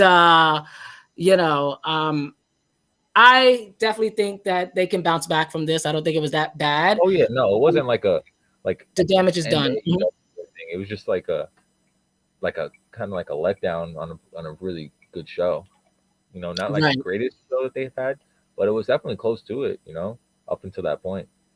Right. I definitely agree with that statement. I want to show some quick pictures real quick. So this is what is going down backstage. You got the two pregnant wives out there, Renee Paquette and Fresh. Brandy Rhodes, both about to have babies. I think Moxley's having I think they're both having girls, if I'm not mistaken. Oh yeah, I'm not sure, that's true. guys. Yeah, Correct you're right. us here. Let us know at DTA Podcast, at Ant Won't Stop. Let us know. Maybe we might be, I don't know. But it looked like they're about to both have Give me the Tinder right now, guys. right. Just say at won't stop, girl. Right, exactly. Like they're both about to have baby at the same time. It's interesting. I don't know. They look Yeah, like they're both the it's same. very interesting. They might have went on vacation together with the boys. Like the Bella twins, right? You can't tell me they didn't plan it. Like, come on Yeah, now. that was definitely Yeah, I planned. planned it. Yeah, I planned it. Hey, listen. Like, I'll get Better, my boyfriend. You'll get your whatever husband. Like we'll get them. exactly. Better together than alone, I guess. But that's one of the pictures there. That's one of the pictures there. And then we got let's see what else. This is a meme. Shout out to my girl here. Tiffany takes Tampa at the Rose Tattoo. Said, look at the face paint. And she said Eminem 2000 VMAs with all the stings and Oh Darby Allin. That's a good one. That is a good Yes, one. that is the definite good one right there. Wait, Um, I didn't notice that. Was Darby Allin wearing a Sting face paint? is he? He has Wait. his full face is painted. I didn't notice that. Oh, wait. Yeah, he is. Wow. That's why I said I got to rewatch the match because I know there was stuff. Oh yeah, Yeah, because Sting had his face painted just white. See, I got to yeah, watch this again because I got to yeah. like see like And that match more was really detail. great too. That Yeah. match was really great. I I'll think it say was one thing. AEW. Huh? Oh, sorry. No, go ahead. One thing I don't like the cinematic music behind the match, like especially when there's announcers. Mm, It's just like do do do do do do. The announcers are trying to talk like, and I'm trying to like I'm getting suspense like feelings from a movie. right, right, Like right, right. either one or the other. If it's suspense music like the Undertaker one, it's cool. If it's like the announcers, just let it be announcers. True. I agree. Yeah, either one or the other. But I think this was the best. Um, as- I would say it's hard to put them in order, but I would say it's one behind. This one's definitely probably be behind the Stampede. Although I like this one better than the Stampede for some reason. I just like I don't know. I think Stampede was a little everywhere. Although it gave a Yeah, lot of yeah, moments that went viral, you know, the car and Sammy and Matt Hardy and all that stuff. But this tonight was like to see Sting in his. I think Sting was in his element again. Another person who had bad blood with Vinnie Mac, and he went to AEW to do his own thing. And I loved it. I loved it. Like you said, I do agree. The music was a little off, but I'm in between. Like when the matches are going, I'm on social media, so I'm it's true. listening and tweeting and retweeting. So I didn't really catch all of that you said, but I do like I can understand like it could be a little bit distracting. So I think they need to figure that out from a production aesthetic. But I think it was the best cinematic match probably of AEW thus far. Yeah, I Um, would say so. I would say so. yeah, definitely. And I think it was a good like look for Darby. Clearly, like we said earlier, is the future of Impact. And I definitely cannot wait. Wait, do we have one more? Let me see. I think we do. Oh, there you go. This is Renee Paquette. And when Moxley went through the exploding thing. So there you guys go. That is her feelings. What? Wait, is that response to the sparklers or him Yes, getting? that's well. Yeah, probably because that's around the time the match was over. So yeah, she was sitting there. She's like, I thought you were saying, WTF? I My thought you were saying husband that is for like handcuffed. him getting hurt, actual hurt, but not the sparkler. I love it. It's crazy, crazy. Did they come out like and do like a meme of that, like AEW, like Jericho come out with like two sparklers next week or something like that to make a joke out of it? Then it would Yeah, probably be like living a little longer. right. That would be hilarious. Let's see what they do, guys. You guys can get more of the. If you want more of the breakdown, you go to Forbes for the breakdown of the Revolution. I want to thank Ant Won't Stop from coming in. But before he goes, we are going to play his track that came out about Revolution. This is well, I guess track would be called Revolution, right? Yeah, Revolution 2021 because I have regular Revolution, which is Okay, so this is 2020. 2021 Revolution, Yeah, guys. And like I said, I want to thank you for coming through and chopping it up with us. As we mentioned in the you guys see the graphics here coming up. We got the latest headlines, professional wrestling. We got the Women's Evolution edition. Thanks to a source, I got a follow up on the Kyra Hogan and Sasha Banks. Hint, hint. oh, nice. And yeah, we're gonna follow up on that. And we're gonna do some hashtag WrestleQueer news, guys. Effie was in a fight last night, and we got some news on a wrestler by the name of Dark Sheik, a veteran wrestler, independent veteran wrestler, saying that professional wrestling is no longer a white man sport. We're gonna break that down, guys. So stick around for that. But right now, Ant, do you want to give a I don't know, like a intro to the song here, or should I just go I want right to to say it? thank you for having me Mhm. on the show No, once no again. problem. Had a great Absolutely, time talking, wrestling, talking AEW, talking a little bit of WWE. definitely. The song I worked on right here in the studio, right here. You can see my microphone somewhere in this. Right, Yep. have my little soundproofing going on over here, and I think it's a fun song. I think it's cool. It's something different, and I want to do a little something different than I usually do. So it's a different style, and it's my own style. So I figured I would do something cool for AEW Revolution 2021, which is like a fun show that I was looking forward to, and to get me excited and to get some of my friends excited, I make the songs. So Awesome, awesome, and the songs are great. You thank you. guys see at the no problem. You see on the lower third here. You can follow him at Ant Won't Stop, Twitter, Instagram. I believe it's the same thing Facebook as well. So Yeah, I didn't type that in there, but yeah, Spotify, Apple Music, Spotify, TikTok. everything. Ant won't stop everything. Next time I'll just put Ant won't Google. stop Just type it in everything. Google. It'll come up. Whatever. Exactly. Exactly. Yeah, thank you so much, Ant. Like I said, no problem. I will, let's keep this going, and and because I love chatting it up with you and just conversing and really digging deep into the world of wrestling, because I think a lot of people don't necessarily talk about certain topics that we dive into. We like to shy away from, and it's important to just give a plethora of information to people. Well, at least I like that. So, but thank you. Thank you. And we're going to play the track right now, guys.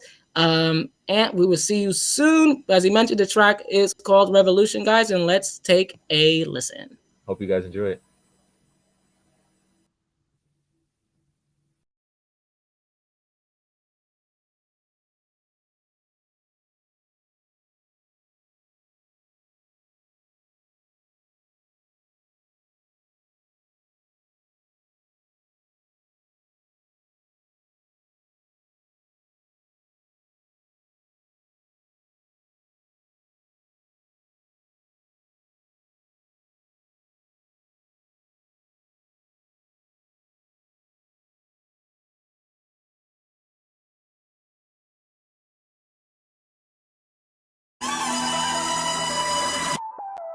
Look, I don't mean wrong, I heard they need a theme song.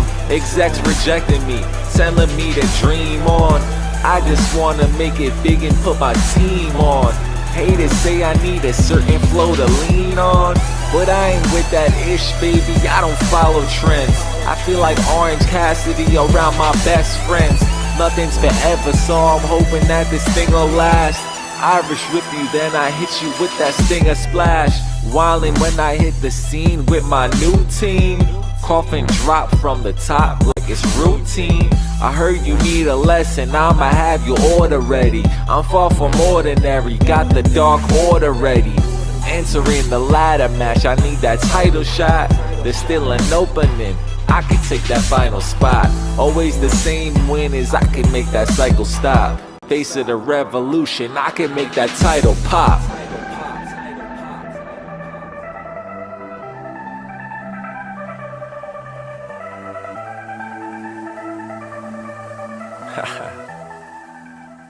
This one's for you.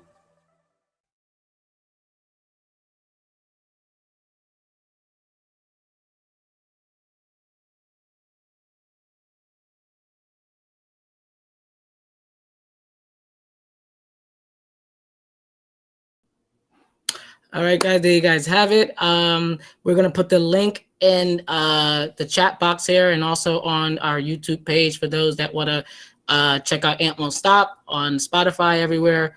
And yeah, we will be right back with more headlines and more of hashtag Sunday Night Wrestling.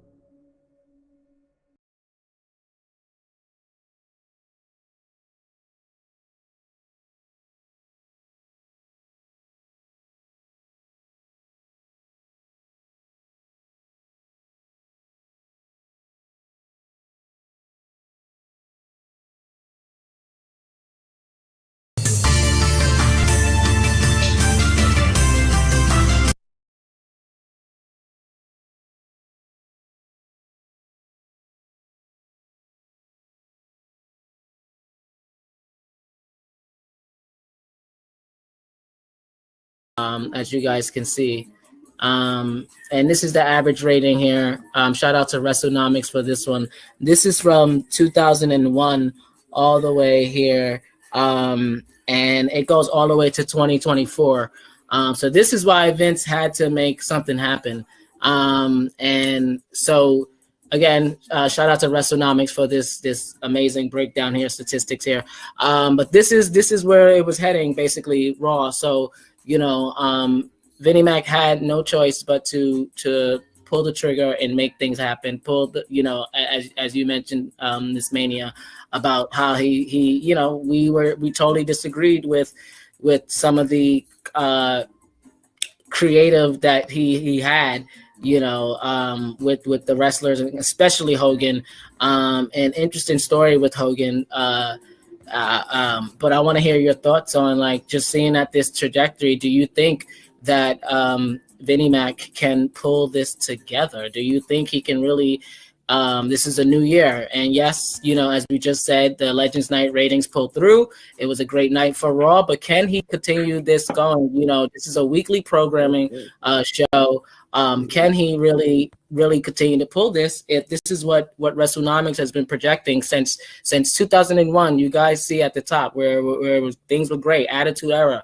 Yes, this is television. Yes, he's always competing with some other show that's going on. So a lot of people want to always throw that in our faces when we're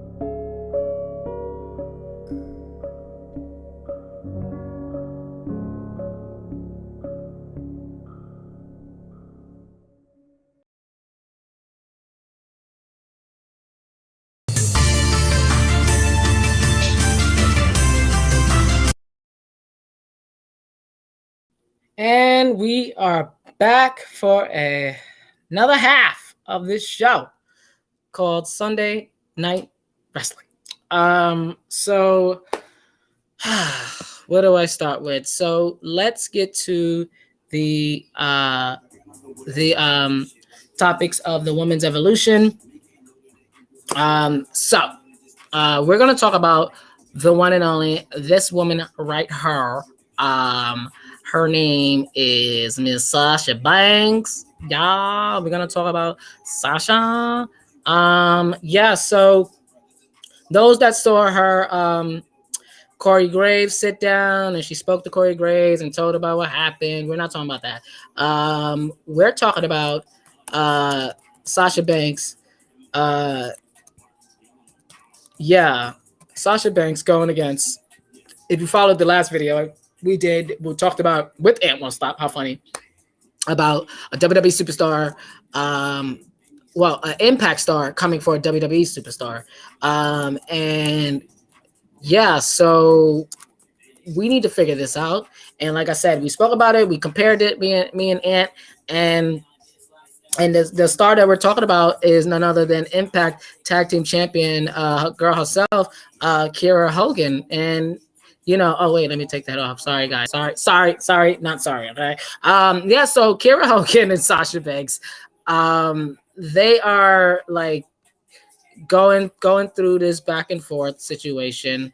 And yeah, let me pull up the picture again here. So, and I find it real interesting. I find it interesting that these two girls have an issue. For those that do not know, Kyra Hogan, she went on to social media and said some things a couple weeks back about how someone is jocking her style, and and that's Kyra Hogan right here. And we shouted out Kyra Hogan here at DTA Podcast for many reasons, but one of the main reasons was because of her when she won the tag team titles. Her and her fiance or girlfriend, excuse me, her girlfriend. I don't know. Are they married? Who knows? They could be. Said some things, and so she was on Twitter, and she was just like some girl are jocking my style, blah blah blah. Put two and two together, and everyone was like, "Oh, okay, she has to be talking about Sasha Banks. Like, who else is she talking about? And so it was just interesting to see like what was happening with all of that. And I was, when I spoke to Ann, I was like, you know what? I could see this because they do look similar. And we're going to put the comparisons right there on the screen in just a bit. And I just think that when there's smoke, there's fire. So, do I think Kyra Hogan is doing this to garnish some attention? Maybe. Ant Won't Stop said something last time about how, that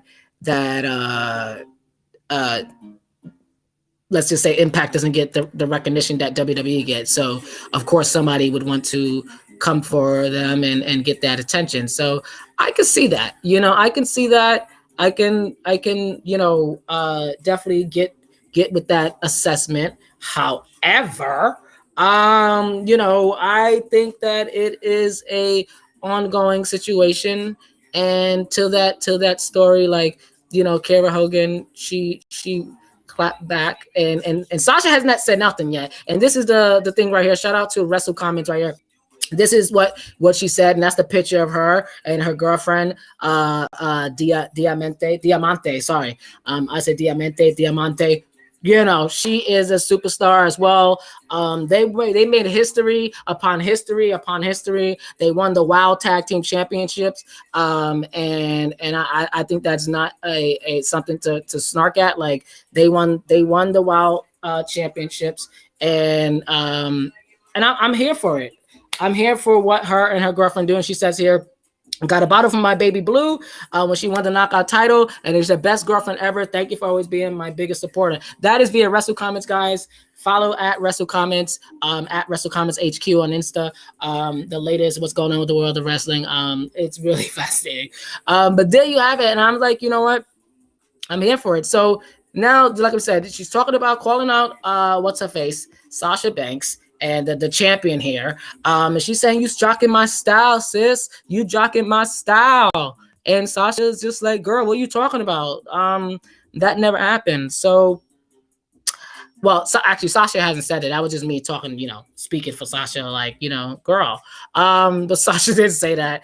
I don't know what Sasha would say, which is, I guess, a good thing why she kept quiet. But I definitely think that they're like, when there's smoke, baby, there is fire.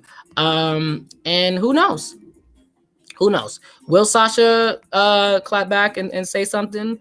I don't think she should. But if she wants to, she certainly knows where to go, or who to call, shall we say. And I here at DTA Podcast, we love a mess. Okay, so I'm here for it. And she said you jocking her style, sis. I believe her. And I love Sasha. Sasha is my girl.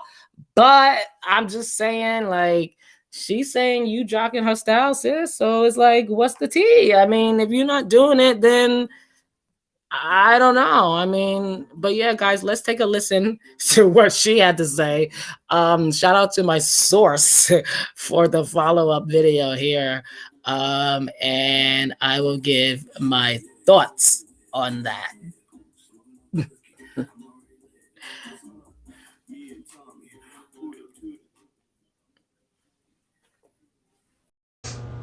Actually, I do go through depression, and a lot of people fucking do, not just me. Because I'm sure fucking Mercedes does too, but she don't talk to y'all about that shit. I actually talk to my fans about that shit. I would have said talking about we don't know the girl. Y'all don't know the girl. Like, do y'all really on her? Do y'all know? Do y'all know how it's wrestling? Like, y'all know we all know and meet and see each other all the time? I met her on multiple occasions. She's not nice. Same here. She's never been nice. She's never been nice. Never. And other female wrestlers can tell you the same. So. And then y'all be like, she doesn't know. Yes, she does. If she's a wrestling fan, as she says she is, she watches all wrestling. Yo, for real. Like I said, she liked the shit on in Ring of Honor, so. Bro, she used to watch my stories. So, while she was on her break. Oh, girl. She said, she said, she said, break. Oh no, I am dead. I am done. Kyra, girl, you don't mess with the gays, Sasha. This is what we're saying. I don't know, guys. I don't know how to feel. I don't know what to do right now. All I know, it is real in the feel, and Kyra's not playing. And it's just like, I don't know, but this is burning up. This is juicy. I may have to write a story about this and give my opinions furthermore on dtanews.info, guys. But yes, this is the latest with Kyra Hogan, Sasha Banks. It's heating up. Yeah, I don't know. I'm just this is messy. Yeah, so I don't know, y'all. I can't. Okay, so right now we are keeping on with the tradition of the women's headlines here. And yeah, so that is the latest with Sasha. And I was about to say Mila. Not the Obamas. That's the latest with Sasha and Kyra. I'm sure there's gonna be more. I'm following. I'm waiting to see, honey. Yeah. So, without further ado, let's move on to more of the topics here about the women's evolution division. So let's get to some of the news here. So shout out to Sports Wiki here. We have the Bella twins in the news. So shout out to the Bellas. Congratulations on both of you ladies giving birth to your children. Believe they're both the same gender. I'm not mistaken, but I gotta catch up on the Bellas. I love the Bellas. Can I just say I love everything that they do? They are iconic. Yeah, you guys see I got my shirt on here. I mean, see, this is my gay tannic panic. Well, let me move this thing so you guys can see my shirt. I gotta shout out the gays, honey. Yeah, so this is my shirt here, gay tannic panic. You see? Yes, that is the shirt. And that is Effie here. Oh no, wait, Effie. Wait a minute. Oh yeah, okay, there we go. See, right here. This is Effie right here. Effie and Danhausen, the gay tannic panic. Yeah, I know I'm being a little mark here, right? Okay, whatever. All right, so the Bella twins are back in the news. And so what do you guys think? It's about clearly it's about them coming back to the world of wrestling. We will see. I mean, so I would love to see it. I'm not going to say it's not going to happen. However, I would also love to see Bella Twins try something different. You know, but they are going. They're preparing to possibly make a return to the ring. Just type in this headline here. Guys, you know I'm all this on my own, so please. So yeah, so possibly the Bella Twins will make a return to the ring. So here's the headline here. Shout out to Sports Wiki for this one. So they went on to Ellen, and this past week, and they basically spoke about that is almost confirmed. Basically, that they go on, says here, Nikki, because basically now with WrestleMania being the way it's set up right now with WrestleMania, they put out the couple WrestleManias now. This one's going to be the Raymond James Stadium. The other one's going to be, I think, somewhere else. 2022. So there's a lot of opportunities, and so it goes on here. I say that Nikki said that WrestleMania in Dallas and Houston 2022, Dallas, Texas, in 2022 seems like a great place to make a comeback. And it goes on and says here, she added that the twins would love to capture the women's tag team titles that they're made for. They never got it. So that is something that a lot of the Bella Nation, we want that to happen. So she goes on and says, recently WWE made their announcement about WrestleMania for the next 3 years. When I heard about Dallas in 2022 and Hollywood in 2023, I got chills and was like, Brie, we never gone after the tag titles. They were made for us. There's another run in the Bella Twins. Maybe in Dallas, WrestleMania at some point, we're coming back. And I could not be happier to see the Bella Twins and they're just and I'm here for it. I'm here for the Bellas. If they were to make a return, we still don't know about how everything is going to play out and stuff, but we do know that it's possible. And WWE, they need to be able to put some energy out there, let's just say, with the women's division, because right now it's looking really rough in the women's division. And so the Bella Twins are planning on making their return, ladies and gentlemen. I'm here for it. But the story goes on, and it goes on and says here, it says WWE could just start a storyline that sees them carrying those tag titles that the Bella Twins wanted to hold on since the inauguration. The Hall of Famers have, first of all, hold on. Future Hall of Famers, they haven't got inducted yet, but the future Hall of Famers left one goal in the company. They really want to achieve the same before hanging up the boots. I can see that. I can see that going down. The question is, do WWE want that? I don't know. Right now, the women's division is circling around the same people, if you will, and that's just the tea for the day. So I don't know. But what we do know is that things are happening. And unfortunately, we wish we could say that for the women's division. But this is the hashtag Women's Evolution segment of hashtag Sunday Night Wrestling. So we're giving as much as we can. So stick around and let's try to see what happens with the Bellas. It's gonna be interesting to see what exactly happens from here on out. So next story we're gonna get to is I wish I did, but I got that because that was funny. Oh man, that's hilarious. So let's get to what happened with Kayla Braxton. Stay on WWE right now. With Kayla Braxton, and so basically she went on Twitter. We have someone else a part of the LGBT dynamic, if you will. And I should have saved this for WrestleQueer, but whatevs.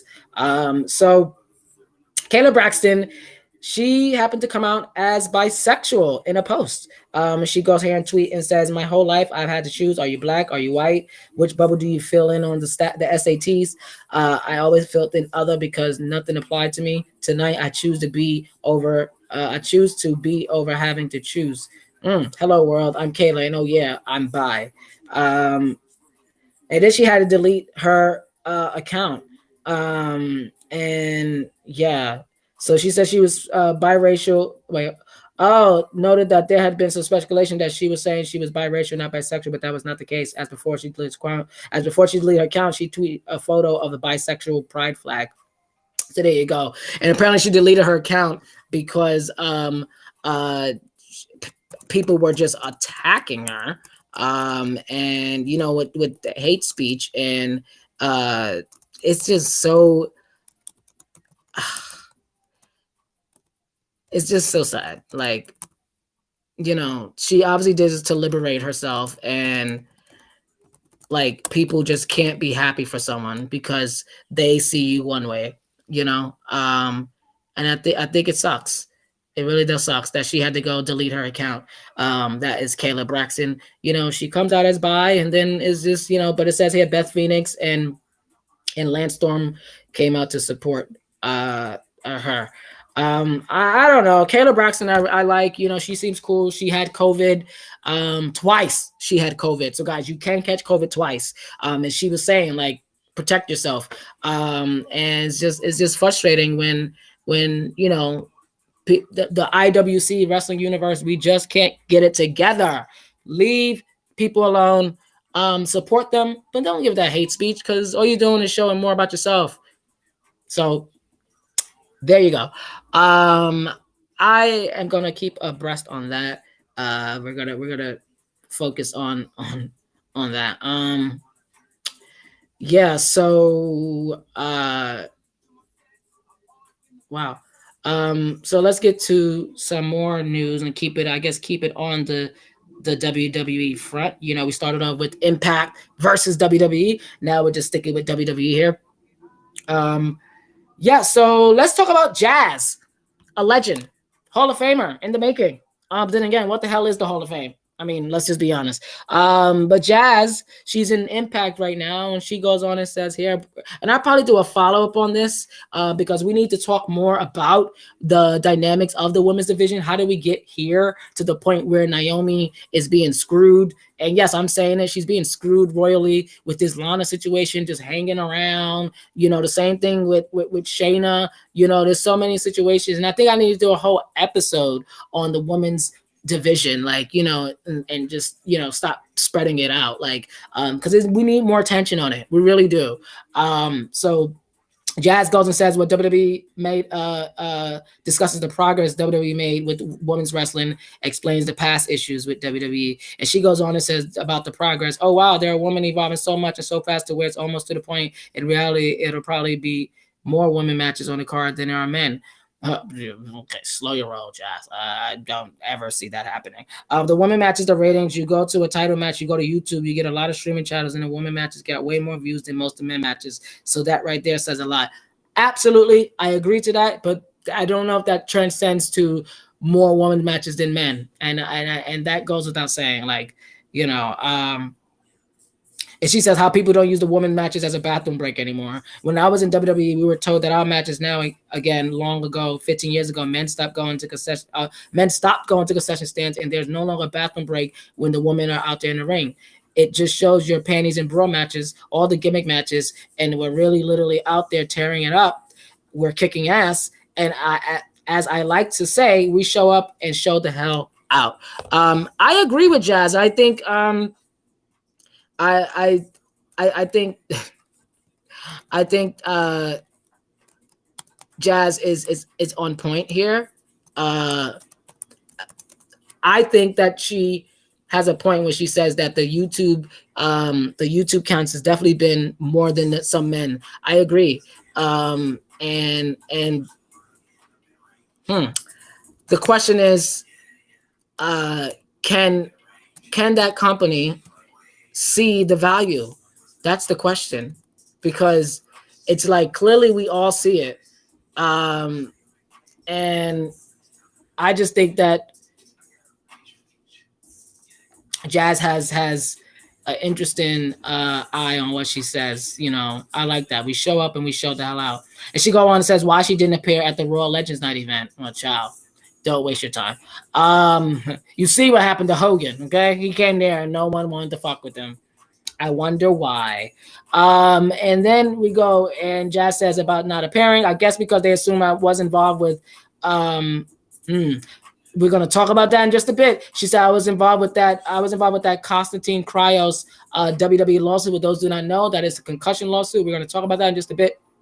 They have yet to reach out. My issue with WWE had nothing to do with concussions or anything like that. My whole ordeal was them never getting things that I deserved. I never had merch. They never gave me an action figure. Just little simple shit like that. That's what I'm not understanding with WWE. I'm one of their top heels of all time, and I've never even turned face. Could have been over as face as well, but for me, never to receive that type of merch, not an action figure. Why? I just feel that I deserve that. I still feel like I deserve it. It's not too late. I'm not dead. Don't try to throw that shit at me when I'm dead. Give it to my babies. Give me that now. Reach out to me. I can explain myself. Reach out to me. Let's talk. I have nothing against WWE. They gave me that platform for me to become who I am today. So I have nothing bad to say about them as far as that. I just want what I deserve. And what's wrong with me having merch and freaking action figure? That's not asking for a lot. Wow. Yeah, you know what, Jazz? I feel you. But also at the same time, don't let that stop you. Don't let that. It shouldn't even matter. It shouldn't even matter. They don't see it in you. They didn't see it. You know, they just didn't. And sometimes, and I know it hurts from a wrestler standpoint. It does. It hurts to hear that they don't value you. Pepsi, cherry Pepsi. Yeah, and I know, like, so it's annoying at the same time. Like, that's what they do. They don't value black women. I mean, I know. Okay, yes, Bianca and Lashley now, but we're talking about Jazz and her situation, and clearly still they have yet to learn. And she goes on about the retirement tour.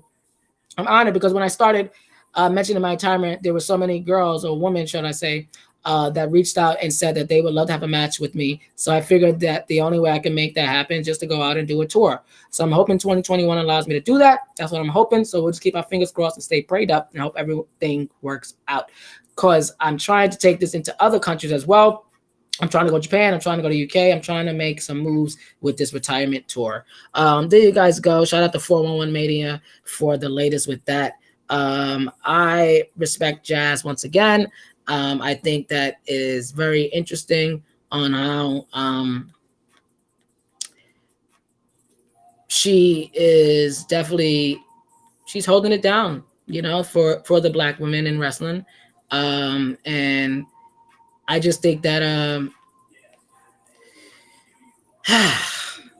sometimes we get caught up in it, and I think, like, as wrestlers, like, you know, sometimes I know you want the accolades, but they just don't see it, and you could fight for it or you could continue what you're doing. And I hope that's what Jazz do. You said what you said, move on. It is what it is, you know. Yeah, so I'm trying to finish the story for you guys. Let's talk some AEW here. We're gonna get to this story here about Red Velvet. Yes, you guys saw her this past week on Impact, where she was fighting with Cody, and it was a decent match. But a lot of people, you know, don't really know much about her. Neither do I. I think this is interesting what you know she's speaking up on here about her character and stuff. So wait. Okay, yeah, I take that wrong. Okay, yeah, so she told how she got her ring name. Shout out to Wrestle Talk for this one. And she was speaking on the latest AEW Restricted podcast. And she says here about in college, I had my first life-changing relationship. I put my life upside down and I changed my life. And she goes on and says here, it changed me as a person forever. So I went through the stage where I dyed my hair super red. I said, I'm getting rid of everything in the past. I'm a new person. I had this red here. And my friends would say that my alter ego, they were like, when Velvet switched moods, they say she's red Violet. A show came up asking for wrestlers and anyone to do it. I had to cut a promo. I went to my friend's house and I was like, okay, I'm going to cut a promo. I'm going to be a wrestler. He said, what's your wrestling name? He was a huge wrestling fan. And I said, Red Violet. He said, ill. That's not good. I said, I have nothing. That's like my alter ego. He said, you're small, petite, spicy. You're very elegant in the way you do your things. Your hair is super red. Your skin is beautiful chocolate. You remind me of a red velvet cake. I love that. I love that. Wow. I think that that's awesome. She says, I said, okay, let's wing it. Let's use it. In the beginning, it was more of a comparison of what he said I was. I started putting some thought into it as a person in my alter ego. How am I? I'm kind of all, Lord, my sassiness and my sweetness because I am really a sweet person. But you piss me off, I'll give you cavities. Then the velvet because I used to dance. So I just like the way I started moving the ring, very fluid, very elegant. And then it started taking off. Wow, you guys want to hear more about this? You go to Wrestle Talk. I think that's so interesting. That's so awesome. I'm always curious on how wrestlers find their name, especially the ones that own their name. Make sure if you create your name, own it. That's important. Yeah. So I love what she's doing. I love what she said. She's keeping it real. She's keeping it authentic. And I'm here for it. I'm here for it. And so yes, guys. We have so much more coming up, so stick around for that. Yeah, so we're gonna get to I know, it's funny, I'm scrolling through my thing and I'm seeing all these stories that I been meaning to, but it's just a lot going on, so just can't share everything. But one of the stories that I want to talk about is this story here about, speaking of AEW, Tony Khan. Tony Khan is over here talking about a lot. And so Tony Khan is talking about possibly signing Zelina Vega. Yes, I know. She's up for contract, guys. Her contract was up already. I think she's 90-day clause is way past. And I am here for it. I don't know what you guys think about it, but I think it's interesting. I think Tony Khan is making moves. Yeah. What do you guys think about that? So tweet us at DTA Podcast. Let us know. But real quick, I'm going to break down a story for you. And a shout out to Hill by Nature for this one. It goes on here and says, Thea Trinidad, also formerly known as Zelina Vega. And you guys know she was fired. Well, she was terminated. She was escorted out of the building because she didn't want to release her Twitch. What's going on here? What are we doing? So yeah, they got rid of her because she didn't release her Twitch in November. Her 90-day clause expired February 13th, the day before my anniversary on Valentine's Day. So yeah. Oh wait, okay, song is on. So again, they fired her, and now her 90-day clause is up. And Tony Khan says here. An appearance on the Wrestling Observer Radio. He says that they're any interest in Vega coming to AEW. He mentioned he does not talk to talent that are bound by non-complete clause, but is interested to know when her status after AEW gets through the Women's Eliminator Tournament and AEW Revolution. And it says here the clauses allow the wrestlers to continue to get paid their downside guarantee, but doesn't allow them to compete with any promotion. Talent are allowed to take independent bookings for meet and greets if approved by WWE manager, but cannot perform for the promotion. So basically, it's bullshit because, they're doing the same thing to Kairi Sane. Kairi Sane was, she was supposed to do the Stardom event this past week on March 3rd, and she couldn't do it. Like, what the fuck? And that's in Japan, and nothing to do with you guys. But yeah, so Zelina Vega, she's ready to go. And Tony Khan said, he's gonna check with her after tonight. So maybe, who knows? Maybe tomorrow, soon, between now and the next pay-per-view, we will see. I think that is awesome. And yeah. So real quick, guys, we are going to take a quick break. And when we come back, we're going to break down a new segment that I like to call #WrestleBiz. We're going to talk about what's going on in the world of wrestling regarding to a lot of legal situations going on. We have a legal situation happening And well, actually, speaking of, before we even get there, let me bring up this story here, because this story was really, really interesting. Where is it here? So, let me go pull it up. Let me pull it up. All right. So, where is it? Because you have a you have a situation here where there was a show that was going down, and there we go here. So there was a show that was going down, a woman's wrestling for women's charity event, and it was going down, and this is, I guess, an annual event.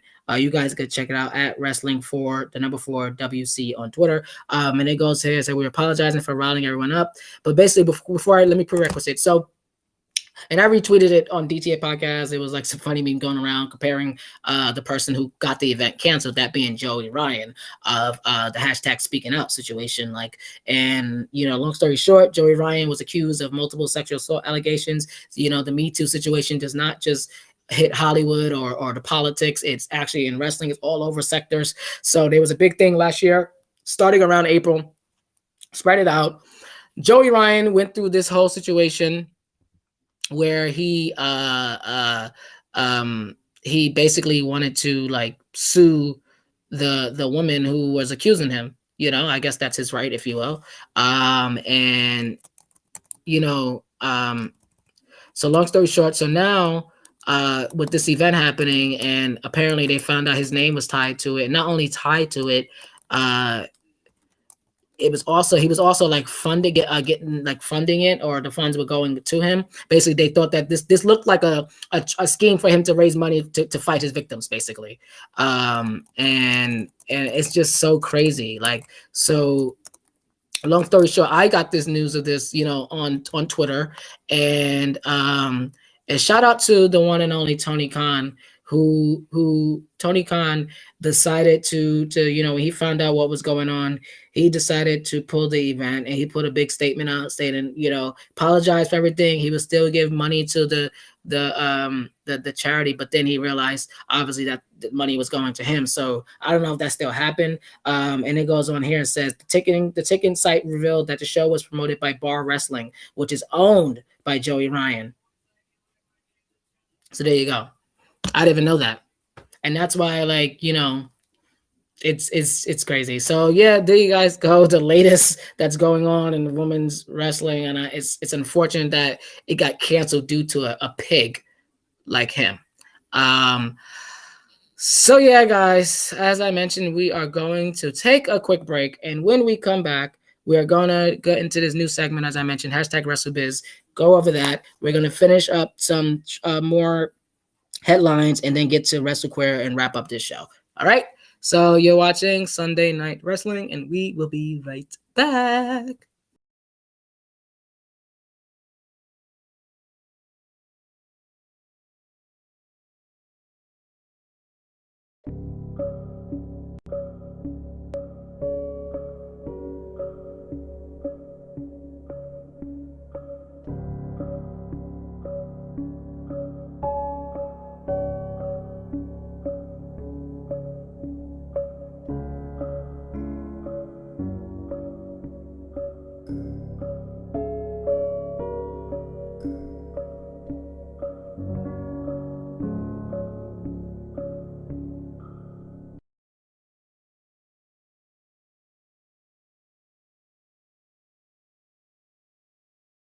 Favorite group, well, everyone's favorite group, actually, that is now gone. That is being the New Day here. That's why we wore the shirts today, because yes, clearly we both have on the shirts and sitting there like, showing the New Day, the New Day love. Like, yes, it's definitely needed, and it's a sad day in pro wrestling. It is a day. No, it's a day of, you know what? I think that it had to happen sooner or later. We thought it was going to be Kofi, didn't we? I mean, we thought it was going to be Kofi, but then the longer they had it together, the longer it was just like,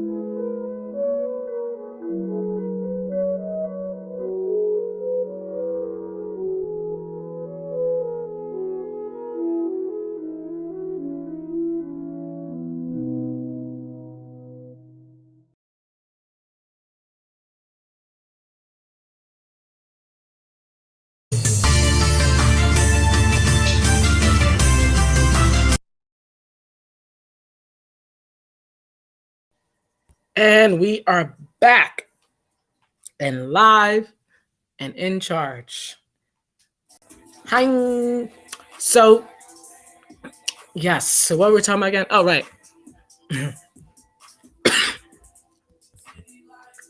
That's not a COVID cough. Okay. That is a marijuana cough. All right. So we are in this new segment here that is called Wrestle Biz. All right. And yeah, so basically talking about the news and headlines in professional wrestling regarding the wrestling business, that is. This deals a lot of legalities, a lot of that stuff, stocks, 401ks, when we cover the data, statistics, however you call it, today we're going to be talking about, wait, hold on. Let me take that off. Today we're going to be talking about the world of professional wrestling and lawsuits. Actually, that is the title right there. Yeah, so professional wrestling and lawsuits right now, we have a lot of that, which is why I was like, we need to talk about this. I mean, and obviously I'll probably chop this up a little later for all the people who, aren't watching this right now. And so this segment here is basically going to be, like I said, about what's going on in the business of wrestling. However, that there are a lot of things that you may not know. So let's get right to it without further ado. Oh, by the way, actually, we can follow up with this because we spoke about him before the break. We could follow up with this. We got Joey Ryan. We spoke about him. His real name is Joseph Meehan. He has dropped a case against one of his speaking out accusers. Just wanted to add to that, follow up with that. And yeah, so his lawyer files a notice of dismissal to the District of Columbia. He won default judgment against the woman due to her not responding to the summons. He filed a lawsuit in the United States claiming the woman untrue allegations against him and damages to his reputation and livelihood. His complaint stated he did not assault the woman and any intimate acts were made in clear consent.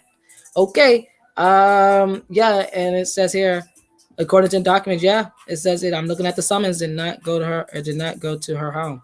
I mean, she did not respond to the summons. So, yeah. Wow. So it says here, California judge dismissed his case against former wrestler Pel Tishilas, aka Pele Primao. I think that's her name. The case has now been transferred to the Eastern District of Pennsylvania and has been assigned a judge. And yeah, I guess on March 26th, his reply is due. So yeah, and it goes on about the charity event that we just spoke about before the break, and Khan pushed it. Yeah, and since the situation, the Twitter account with the event deleted everything. So this guy is still a hot mess. So anyone that's thinking that they could come back into the fold following your little stint, guess again. Joey Ryan is scum, and clearly wherever he goes, the scum will have a stain. Yeah. So there you have it right there. I could care less. I just thought it'd be interesting to talk about that. So now, guys, what we're going to talk about is another story here that's regarding lawsuits. So yeah, so this one here is really interesting because we spoke about this on DTA podcast about last summer or so, and now it's following back up. So you have Kelly Klein, and I think I'm going to talk more about this too because again, this conversation does not get talked about enough. It come and goes because no one thinks anything's going to happen, which is why we have to continue to talk about it, continue to stand for victims until they give us a reason not to. Yeah, so it goes on here. Shout out to Hill by Nature for this one. Kelly Klein files lawsuit against Ring of Honor and Sinclair Broadcasting. Now, Sinclair Broadcasting is the current owner. They have full ownership of Ring of Honor, if I'm not mistaken. They're the ones who funding everything, but they also are a big part of the whole political stratosphere. It's a whole nother conversation. So these people have funds. They are deep pockets. And Ring of Honor is getting sued along with her. Yeah, so this is interesting. And it goes on here. It says on February 24th, Klein filed a 28-page lawsuit.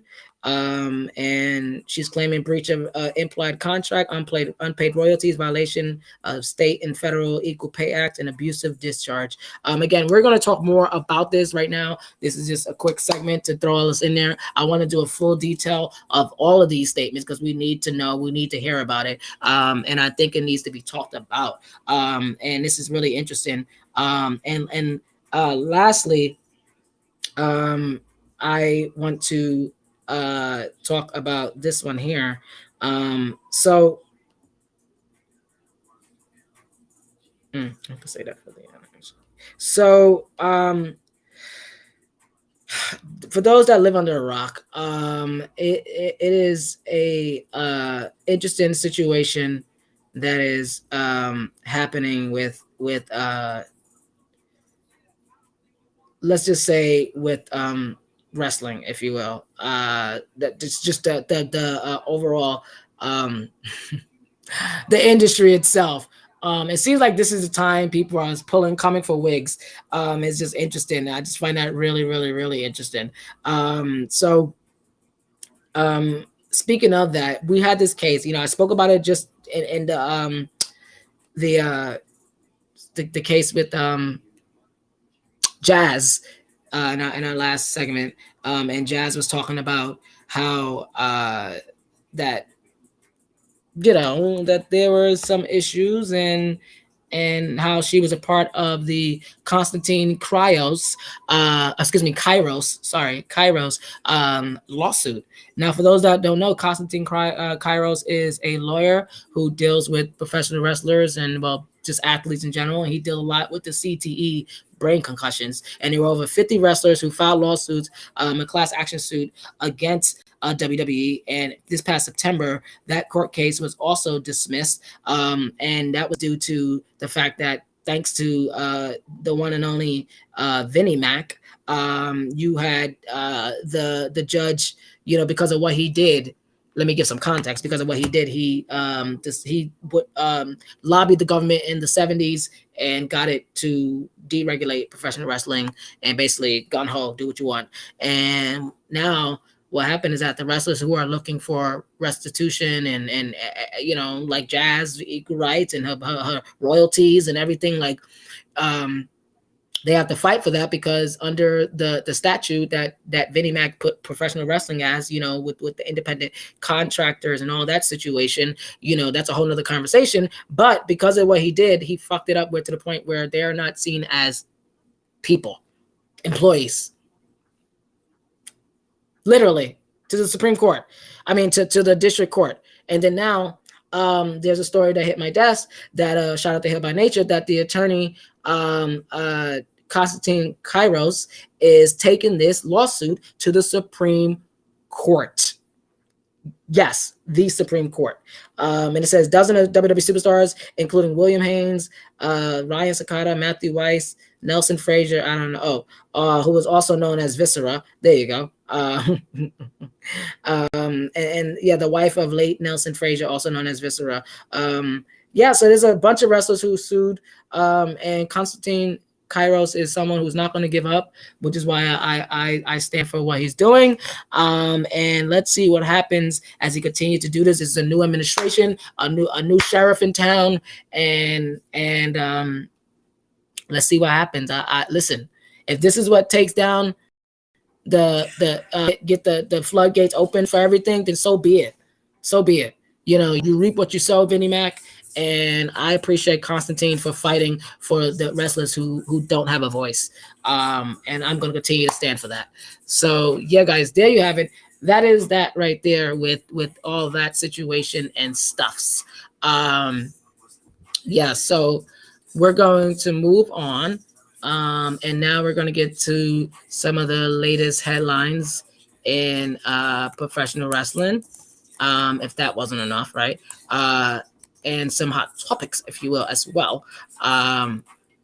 So yeah, yeah, I definitely, excuse me, this soda got me burping. I definitely just cannot wait to see what happens with just that whole situation. You know, I'm really here for it, with the wrestlers getting their just. I can't say it enough, you know, from Zelina Vega to everyone, Paige, Jazz, all the wrestlers. Like, you know, these people put their lives on the line, and I think we need to respect them for that. All right, so the latest hot topics in professional wrestling. I don't know where to start. You know, we got to the lawsuit. We spoke about the women's division. Now let's get to something else. So yeah, we have here Impact Wrestling. Impact Wrestling did something interesting. And I'm gonna really, like, you know, harnessed on this, but they did something interesting where so Impact will be doing crossover events with Japan. So that's the latest news. And the news that broke was that the legendary Great Muta, and he won the GHC title. I'm trying to see what GHC. What does the GHC stand for?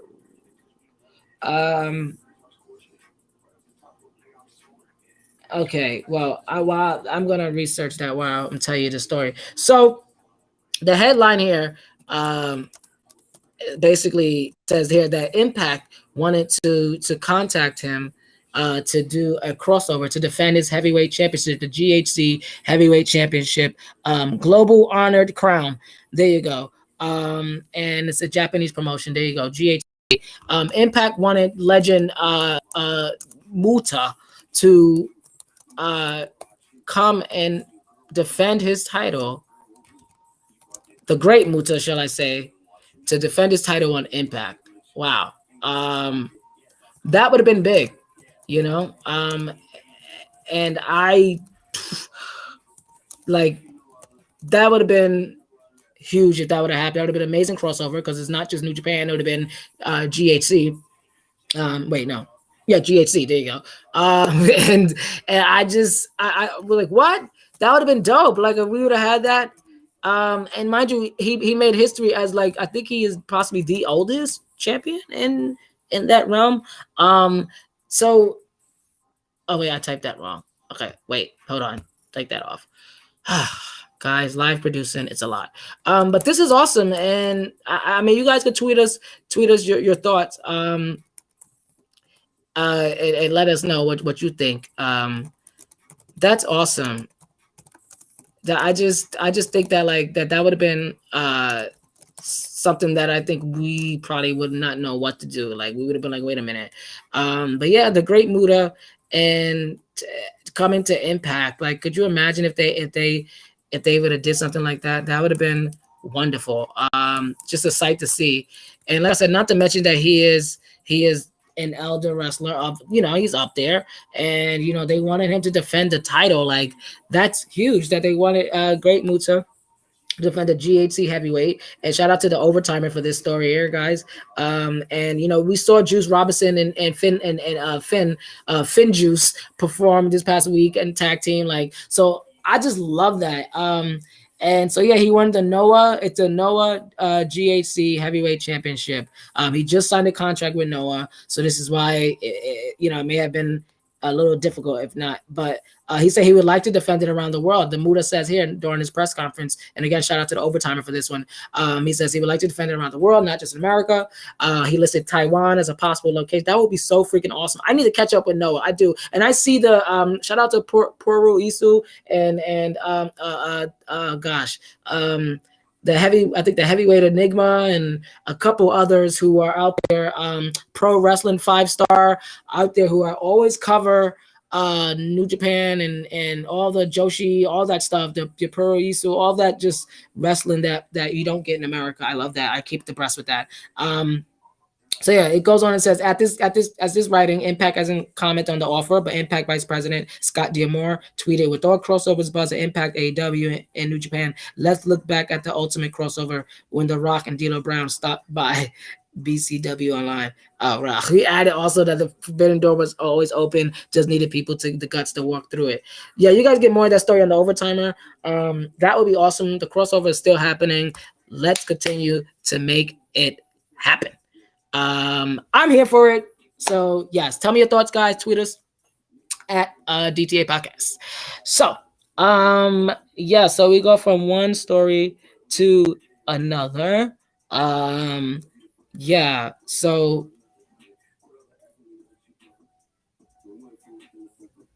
I think this is interesting too.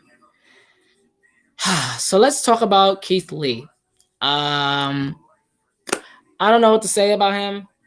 All I know is that the world is asking for him, and Keith Lee is nowhere to be found. Last time I checked, he was going through something with COVID.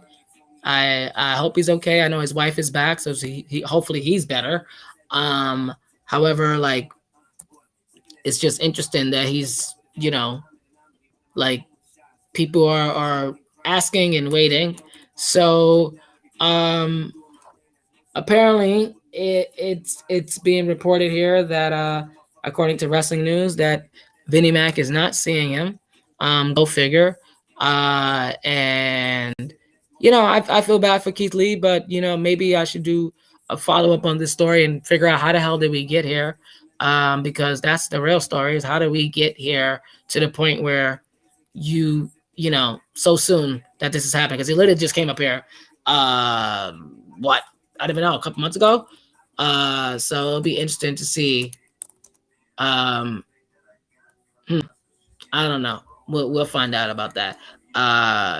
Yeah. So I don't know. I mean, we kind of saw this coming, so I don't even know what to say about that. Like, we kind of saw this coming. We saw the writing on the wall, like when he sent the bunch of the big guys back to the Performance Center. So yeah, so basically it goes on there. Shout out to Wrestling News. Say here, Ringside reports that there's a pushback behind the scenes on Lee. The feelings from people to companies that Lee is incredibly gifted and moves well for his size, but Vinnie Mac reportedly feels that there's a certain spark missing with him. One tenured writer report stated that Lee's promos have not caught fire, but nobody's excelling with promos except for a few names. It was noticed several weeks. Lee was one of the names, sure to get some more training at the Performance Center. That's what I just said. He was scheduled to wrestle for United States Championship at Elimination Chamber. So we don't know. Clearly that did not happen. So, and I think that's why when he got COVID. So whatever. We'll see what happens. Who cares? Who cares in the sense of it's already, Vince makes up his mind, make up his mind. And the sad part is Keith Lee's got to sit there and deal with it. Or not. Maybe Triple H will come save him. Who knows? But guys, tweet us your thoughts. Let us know what the hell you think. Let me put the handle in here. So that's the tea. And I don't know what more to say other than, like I said, let's move on. So I'm just going through stories that I haven't spoken about. And this is interesting. So remember that whole situation. I wish I would have got the clip about it, but maybe I'll write up on this too. So Sami Zayn speaks about the Sami Zayn, and I think it's interesting. Actually, I will write up on it because there's another conversation around Sami Zayn. But he goes on and says here about says basically why he said about the whole AEW thing when he was on the electric chair with Corey Graves. And he asked unscripted questions, It was on Monday, May 27th, 2 days after AEW's Double or Nothing pay-per-view. Everyone remember that on Raw. And Sami Zayn said, you could have asked me about AEW. And the whole crowd went crazy when we had fans. Everyone on social media, everything. It was lit. And so I just think that was interesting. So he goes on here. Let me pull up the full story. He goes on and says a bunch of crap, but specifically about this with the segment here. He says basically but it wasn't unplanned. AEW, he says AEW wasn't specifically in the script, but it wasn't unplanned either. Okay, so let's go on and read it. So it wasn't entirely off cuff, but it was off the cuff to a certain degree. And the reaction was, let's say, unfavorable. So the electric chair met the demise that very same week. So it was right on everyone's mind. It was super, super fresh. And I think they just had announced this TV deal. They had just announced that this wasn't going to be a pay-per-view. This is going to be a competitor and all this sort of stuff. And they tell me that we're doing this segment where it's legitimate, unplanned questions and anybody can ask anything. So time was the number one topic in the world. So you kind of expect it to be asked about. He goes on and says here, what we're going for was that it's hard, very risky, unpredictable feel to it. As I was out there, I was like, this doesn't have the vibes. These questions are too sterile. So I felt like it was upon me. It was incumbent upon me to sort of make it controversial. At the fact that we're talking about it now, all this time later, I hate to say I was right, but I kind of think I was right to do it. You guys can check out the full interview on Sportscadia, and shout out to Heal by Nature for the write-up there. Listen, Sami Zayn is a savior, and I just think he's a savior of wrestling, and I love what he has to say, I think that he is a genius, a real genius when it comes to, and I say that very loose term genius because people like throw that around about Vinnie Mac, but Sammy is a genius in the ring. Him and Kevin Owens, they know how to sell a match. They know how to make us pop out of our seats. And I'm here for it. Like, so, and no one could tell me other, like, cause I'm right. Like Sami Zayn knows how to make something work. And yes, right now he's playing this character right now, but people love to hate him, just like The Miz, like the hardest working guy in business, The Miz. You're like, come on now. It's just interesting. This is real interesting when he said that, like, he was right, because we're still talking about it. And I think that I think he's absolutely right. Actually, I know he's right. How about that? So yeah, it's just interesting when you see, he's also calling out people about his hairstyle too, Sami Zayn. Guys, so we also have some more news on New Japan, and then we're gonna get to NWA. Hiromu Takahashi, it's a tongue twister. Hiromu Takahashi of New Japan is out. He's injured for 6 months, so do not expect him to be back. I understand that they unified the titles in New Japan. That's a whole nother conversation. And also, I think he gave up the title as well, which is why they unified, if I'm not mistaken. So, and Moxley had a great match with Kenta. I still got to catch up on so much stuff. So I'll probably have to do a show where I do a New Japan like segment where there's so much stuff. So I don't know. Stick around for that because this is, I need to take time for that. But so Hiromu Takahashi out. One of the great people in New Japan. I was curious to see what they do with that. I know you still got my boy Tetsuya Naito and like I said, Kenta and Bullet Club and Jay White. Hi. So yeah, I just can't wait. Jay White, obviously my favorite of the Bullet Club. So, and God is awesome too. Best tag team, top 5 by far. Yes. So also, guys, we got some. Actually, you know what? Let's get to this AEW news because you got Kenny Omega, who talks a lot about this situation. As you guys know, AEW has released a new game called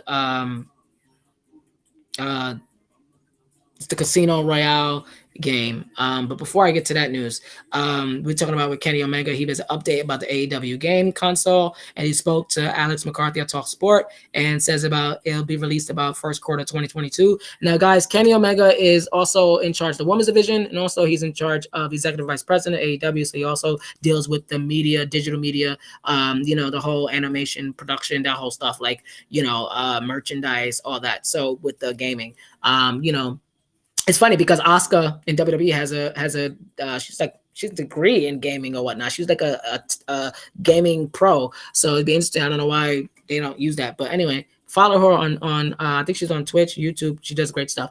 But Kenny Omega says by 2022, I think that'll be interesting about AEW games. Tell us what you guys think about that. And I cannot wait. But they also launched Casino Royale, casino mobile game.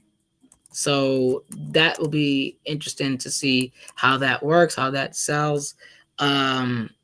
So about that mobile game, let me pull up that story.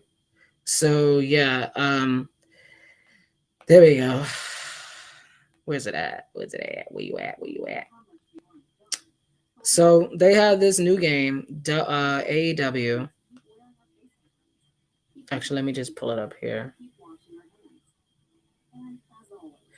All right.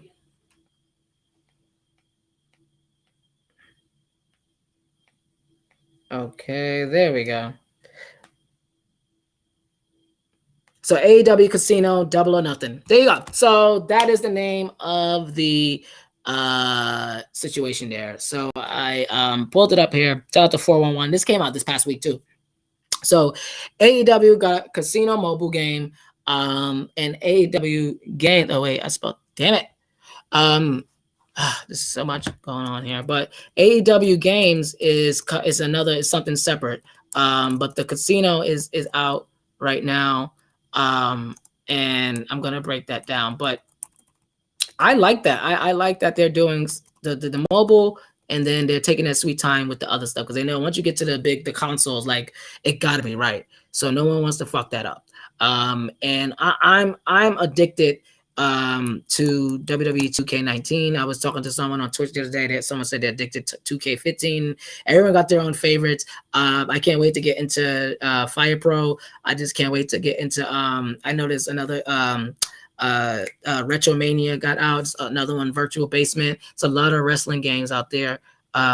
So it's lit right now for wrestling. Like if you are a gamer, it's something you definitely should be looking into. So AEW is smart. Like I said earlier, we ain't won't stop. Tony Khan sees Miro as a big gamer. So let's see what happens. But the mobile app is in stores. AEW Casino Double or Nothing, highly anticipated mobile game, is out app on a Google Play and Apple stores. They partnership with social casino developer Comma Games, and the first of 3 gaming titles under the AEW Games brand. And the first announced plans is to reimagine the gaming world during a star-studded virtual event in November 2020, with all of the Kenny Omega, Cody Rhodes, Britt Baker, Ref Aubrey Edwards. So yeah, I guess it would be part game and like casino thing. You could level up. It says here. You could 10 different games to choose from. Baby faces and heels alike can level up friendship, sharpen skills while also competing in weekly tournaments to win trophies, chips, and leaderboard dominance.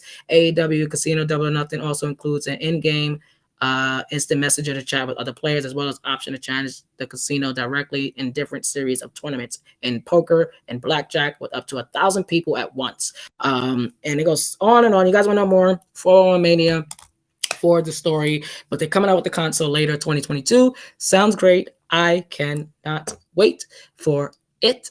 And yeah, I like, this is gonna be big stuff. So AEW is doing the thing. I believe WWE is coming out with another game too. And so it will be interesting. I think they might have came out with it already, to be honest with you. I don't even, but I don't think that they did just yet. I heard that they were working on it. And yeah, so I'm excited for it. I'm here for it. I'm here for AEW. This part, they seem like they're doing right. So, and they're being patient. They're listening to what the fans want. And the fans want a video game. You know, they gave us something before with like some other stuff, you know, that I think the clip that they put out before, and the fans were feeling it, but some of them had some issues, rightfully so, you know, with it, and because it looked a little choppy. So I'm sure they're working on it. But it also gave the No Mercy vibes too. Those that know what I'm talking about, you could tweet us at DTA Podcast. I'm sure people seeing what I'm saying, but I like the fact that they're giving us old school meet new school with all of that. So I can't wait. Like I said, it's going to be a great day for when things start to turn around and we get the content that we want from AEW specifically regarding the games. And then hopefully the games kind of does the same. Once the game come out, hopefully the promotion is at its highest too. So that way it can all just in sync, like, because that'd be great.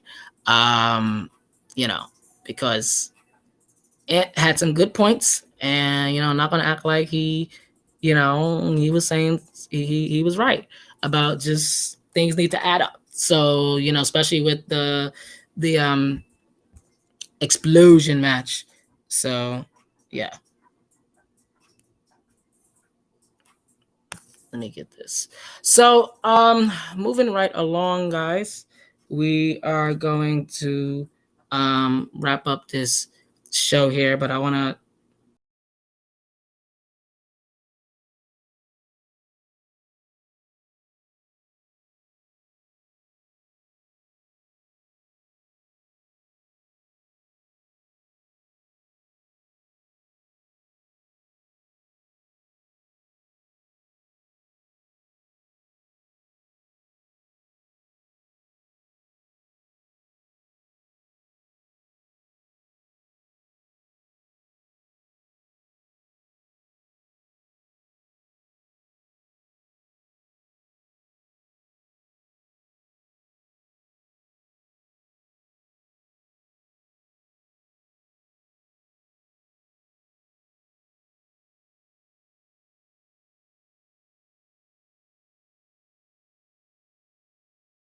I was saying, guys, a lot going on in the world of wrestling, and like I said, hopefully AEW can keep it up and continue to do the right thing. And that's all I have for now. We're gonna take a quick break and figure out all these tech issues and wrap up the show with some good old WrestleQueer. Hi, Effie. And speaking of Effie, we're going to talk about him, and we're going to talk about the wrestler that's making a lot of noise right now, Dark Sheik. And I got a lot to say, but let's take a listen to what Effie had to say during an interview with Fightful. Shout out to you guys for this clip here. And when we come back, you get some good old WrestleQueer.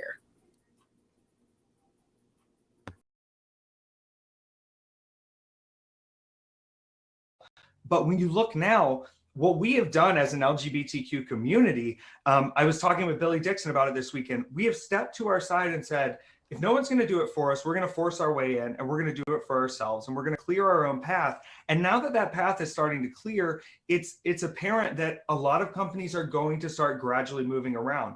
I always said that the reason WWE didn't do a lot more with the LGBTQ stuff wasn't because they were against it. It's really because they blew it with Billy and Chuck. They got way more negative backlash than they're used to, and they love being in the press, but they never want it to be something bad. And instead of trying again and saying, maybe we should try again and ask and say, look, we messed up, they were just scared to even dip their toe back in the water because the first time they did it, the water was cold. It's not necessarily that they're sitting around going, we'll never have a gay on this show. It's them sitting around going, we really don't know how to do it, and we're scared to ask because the last time, 20 years ago, it didn't work out so well. So now when they see us able to succeed and seeing these ideas come to life and seeing that spirit in the LGBTQ community that is punk and we don't need you and we're going to do our own thing, it's becoming a little more exciting for them and it's becoming a little more attainable for them. And they're seeing that it actually makes money. And now with the ball back in our court, I hope over the next few years that not only are we featured prominently, but that it's really not that much of a deal anymore. I think the big idea of Effie is that Effie doesn't need to exist. That's where I want to get Effie to. When Effie doesn't need to be here and fuck with you and press the buttons and force the issues, then I'll just disappear and I'll help kids out in the back and I'll do the other stuff I do and I'll buy merch for new wrestlers so they can have a start. Let's get to that point. We are not there yet. But as we continue to be loud, we want to see the other companies copying us. We want to see them step to the plate. I joked with Jake Atlas because we had a long conversation after our match and I said, look, I can yell at the building from the outside. It makes sense for me to do that. The only people who are actually going to change it are the people within the company who can force their hand and force their ear with their talent and their voice. And I'm not in there doing that. So I ask of you to at least give it a try and do it your way. I'm not asking you to be me. That is a more important thing that needs to happen. And we've got to force them to copy us because it's apparent we have some pretty good ideas. And they tend to use them in different ways than I would, but things show up and things happen that are a little pointy, and I don't mind it anymore. I want them to catch up. If we have to force them in a capitalistic way to catch up, then we're going to keep throwing the craziest shows. We're going to put on the wildest talent. We're going to show all the skills that you missed out on, all the storytelling you missed out on by not being inclusive for so long, and you'll have to just follow behind. I mean, you're getting lapped right now, even though you're in a bigger, fancier, faster, more expensive car. When you see them take things that you've done, do you see it as a badge of honor? Like if for example, WWE's used content ideas that I've had out there first, and I'm like, hell yeah, that means it was a really good idea. And they're like, oh, we can monetize this, we can maximize this. In my travels, I have met a lot of WWE employees, and I think inside the system, and this sounds very like diva of me, I think there's a general respect of what I'm doing, and I think there's a general excitement, and not just me, but about a lot of the stuff we're doing that they can't typically voice day to day, and they can't let out all the time. But the moment I figured it out, and this is the weirdest thing, and I'll give you a little hint at the end, but I was doing a no-ring death match with Casanova Valentine in Orlando, Florida, and there was a lot of weird stuff on the show and a lot of weird stuff happening. And I walked out for my match and I looked over and I saw one of the NXT coaches there standing on the back wall, paying attention, watching. And I left and I went back outside to try to catch it again and they were already gone. And somebody was like, oh, do you think they're a fan of no-ring deathmatch wrestling? I said, no. I think they are a fan of the amount of connection we have with our audience, the trust we have in our audience, and the amount that they see a connection between someone like an Effie or a Casanova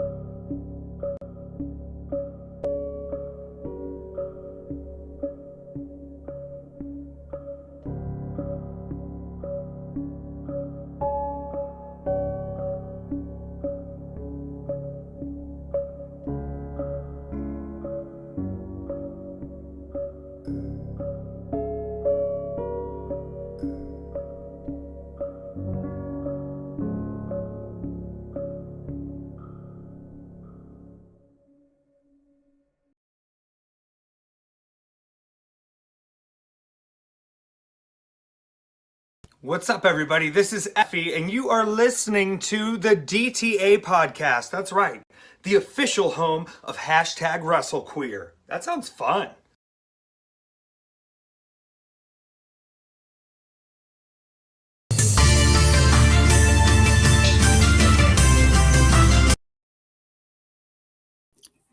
Hi, we're back for our final segment here, and we are in a Wrestle Queer edition, guys.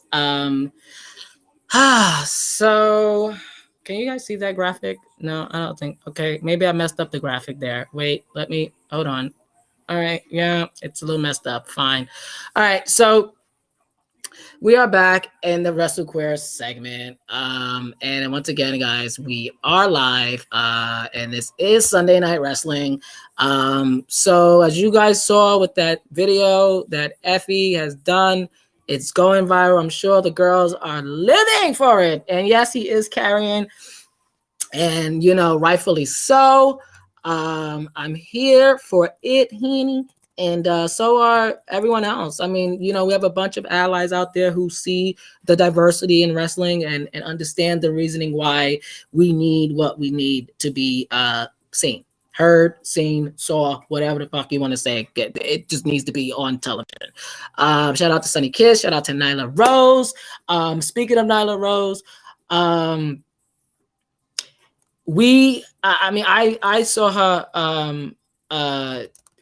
on Twitch with her wife, and they were on there and stuff, and I was just watching and seeing what she was doing. And Nyla Rose is actually she's a good painter. Like, I didn't know that she paints. Like, I was like, whoa. So that was really cool to see her paint and stuff, and to like show her different talents and whatnot. And so I'm here for it, like I said, and I just love what she's doing. I love what she stands for, and yeah, and shout out to you, Effie, as well. I'm trying to see here. Let me see the latest news.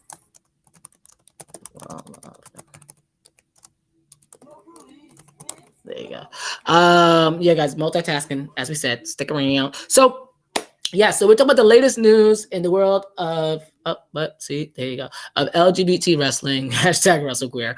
And right now, what we're gonna do is talk about somebody who was trending tonight for reasons of their own.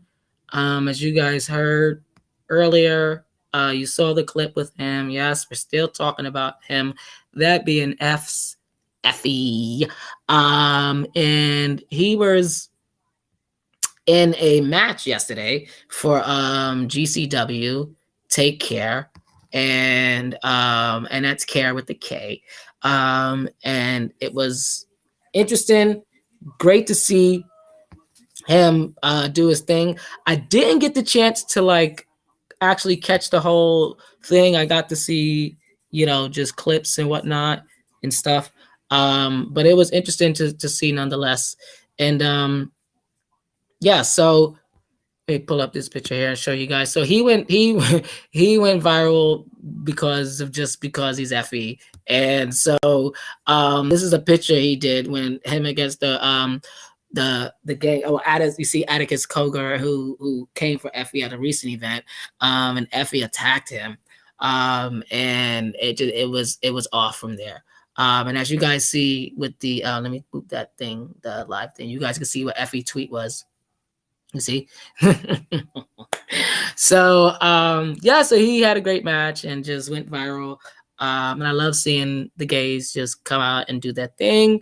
It's important that we continue to show them, to get their shine and their just, not just talk about the top stars, but let's talk about all the stars. So I'm here for Effie and just fucking it up in the scenes. And I can't wait to see what he does next. But speaking of, let me see if I can find this thing here. Where is it? Because I wanted to show you guys something There we go. So, okay, yeah. So there's a couple of news that I have here. So let me pull all this stuff up here. So the news that I have is, and before I get to that, I want to show you guys this thing too. Wait. Okay, yeah. Okay, got that. So with Effie doing that, I want to show you guys this thing here. There was this match that he had a couple weeks back. And with I think it was Still Life. And I cannot wait to show you guys that. But this is the latest announcement with Effie. He has this going on here. Big gay brunch going down at the Collective. I'm gonna do a whole video on just the matches and stuff like that. Because I'm really excited for this. And this is a whole weekend, WrestleMania weekend. And Nick Gage will be there. I'm here. I am here for it. So Nick Gage will be there. I don't know in what form, but Effie is friends with everyone. So we'll see who's going down. Nick Gage will be there. He is a SOB. He doesn't take shit.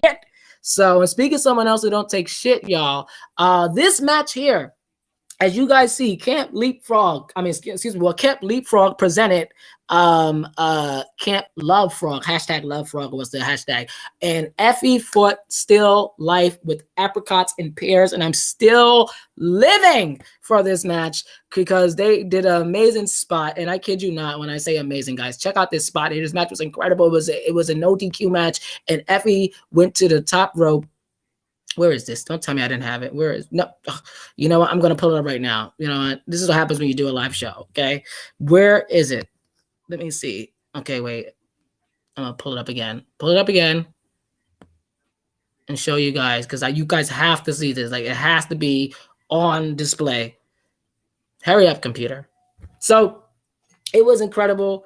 Like I said, they did this spot at the pay-per-view. Well, yeah, it felt like a pay-per-view at the event, the Love Frog. And, you know, that's one of the things that I love about watching Effie wrestle because it's kind of unpredictable. You never know what's going to happen. You never know what he's going to do. And that's what we love about him. So let me show you guys this thing here. Pull this up. And then we can get to the remaining part of the show. There we go. Right here. So it was this scene here where they both did this spot from the top rope. And I was like, where are they going? What are they doing? And so everyone, you know, on the timeline, like watching, like, what's going on? I've never known Effie to go to the top rope. So I was like, Effie, what are you doing? So they went to the top rope, and this is what happened. A top rope Spanish fly through a door, like a real door. This wasn't, you know, the other companies that put plastic shit. Like this was a real door. Two gays going at it, toe to toe, and he put his sister through a door. And Still Life Apricot got up, and they kept going. And I believe Still Life won. Oh no, I need to watch it again. But I listen, that part was just insane. Shout out to you, Fs, and Still Life Apricot in Paris. I mean, with Apricot in Paris. That match was incredible, guys. Support LGBT wrestling. Telling you, you will not regret it. And speaking of regretting, we're going to get to this story here, this last story here. So this is what's going on in the world of wrestling. So I have this story here about Dark Sheik. And where is the Dark Sheik at? So Dark Sheik speaks about, and for those that don't know who Dark Sheik is obviously an independent wrestler of, and let me get the headline for you guys.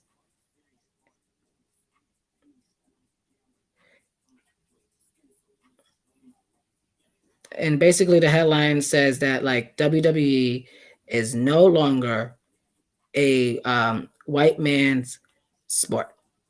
Yep. Exactly what she said. And I was like, okay, all right. I listen, speak your piece. So after, you know, reading reading what happened.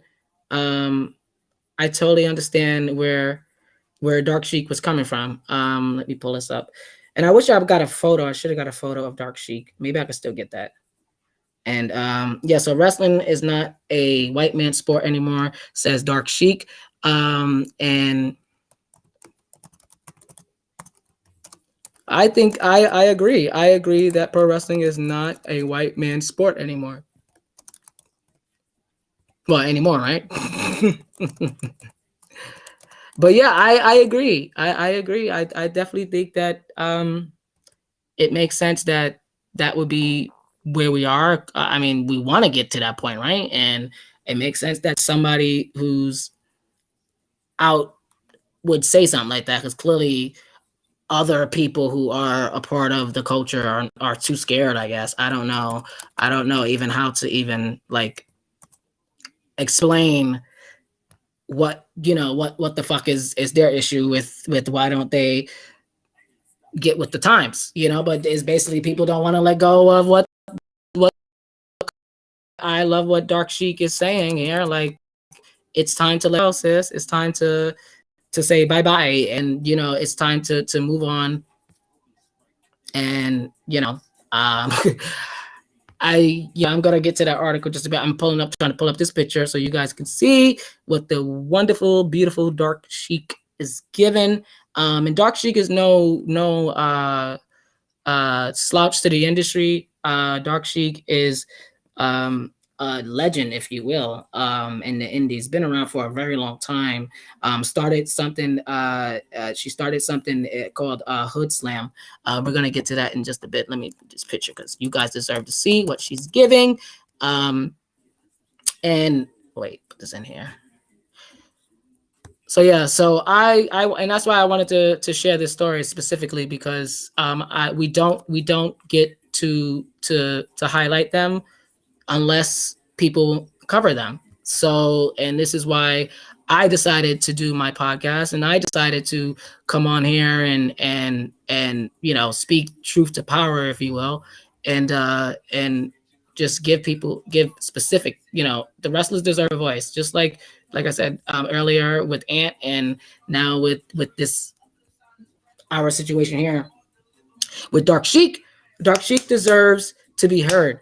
And shout out to Daily DDT for the write up here, Petches for the write up. And you know, I agree real quick. Like, we're not gonna go on this for long. I think this deserves more than just a quick 2-minute, you know, conversation. So I'm definitely possibly will follow up on this, because I'm sure there are so many, as you know, as an analyst, I'm sure there's so many stories and situations that we could tie in together as a collective, and discuss on how the many times that, you know, almost is not enough. How about that? Because a lot of people like to take the glass half full, and sometimes we can, and sometimes it's like, girl, no.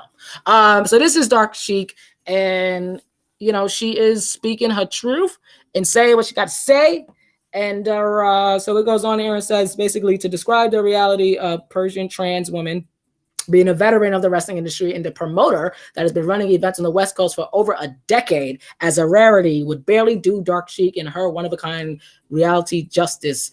Unequaled, unique, unparalleled, and unprecedented. We are all synonyms that felt that they got close to capturing that. So like that right there is just sums up on who type person. And it goes on, you know, basically she talks about the global pandemic, and, you know, about how just physically and mentally, you know, it affects everyone. And it goes on and says here about how to say that she was shocked. I always figured out that there was something in the world ending scenario that people would still need to entertainment, and I could still sell tickets. So to find out that there's something you never planned for was a bit unsettling. So I totally understand. And she goes on and says, I really don't mind people keeping their distance or even keeping wearing a mask. That's good that she's even talking about that. I mean, hello. And it goes on about still life with apricots and pears at Effie Big's Gay Brunch. One of the most difficult losses was the loss of the events last year with everything that happened with the WrestleMania 36, and the independents do their event around that time. You know, you guys saw the episode last month. We spoke about it with the GCW versus WWE, the lawsuits and all that stuff regarding the collective. You know, maybe I should add that to the new segment. But anyway, they lost thousands of dollars, including NWA as well. So it's not looking good for, then gladly they pulled back. And it goes on and says here, 6 months later after that all happened, there was a glimmer of hope as GCW looked to run a version of the collective at the Marion City Field grounds in Indianapolis, Indiana. And that was what they had in October. And as I jumped on it right away, she said, that was my initial reaction, like, hell yes, I'm there. Then I actually had that moment of like, well, let me think about it. What's happening right now and how I can not only keep myself safe and make sure I'm not endangering others. That's so smart. And on top of that, it says Dark Sheik came out in 2019 as a trans woman, pansexual, if I'm not mistaken. Peruvian, sorry. Trans Peruvian woman. There we go. Sorry. Peruvian woman, through her impact on the industry and fight for inclusivity goes back nearly a decade. Dark Sheik versus Still Life was historic before the bell even rang, but that didn't stop these two from tearing down aisles with the technical clinic. She says real quick, it was amazing. It was really important for me because it was my first match since March, but also just because it was with Still Life. I think that she's not only just an iconic character right away, just showed up amazing, but there's also so much talent in the ring, technically sound and innovative. You learn from wrestling with someone like that. Yeah, I love that match too. I want to watch that again. I still have that on my Fight TV. I need to watch that again, honey. That match was everything. And she goes on and says, with shows like Every Big Gay Brunch in Paris is bumping. Shout out to you, Billy Dixon. Spotlight and showcasing queer talent while honoring queer history. That's nothing new for Dark Sheik. And it goes on and says she founded Hood Slam over 10 years ago. The West Coast promotion has been embracing progress and diversity from the very beginning. She goes on and says, it's beautiful. It's everything I was hoping for. She said of the progress that has been made. A decade ago, I felt that wrestling had become a bit painful to experience from a fan and to be a fan of. There's only one major company on TV and a lot of independents have suffered. Well, kind of still is now, if you will. And there was still some people doing good and great. You can't say it was all doom and gloom, but majority of people weren't wrestling in front of big crowds, and some of us not in front of big cameras. My point was really for people to have fun. So it happens that people I knew and myself were minorities. We were queer. We're just from a diverse crew. So when we started, it wasn't like there was many real intention other than we want wrestling to be enjoyable again. And she continued to say, we want this to be the passion project we're always intend, not the love/hate relationship. Now to see what kind of we had stumbled upon as an accident is that we are very inclusive and kind of progressive. And that wasn't by model.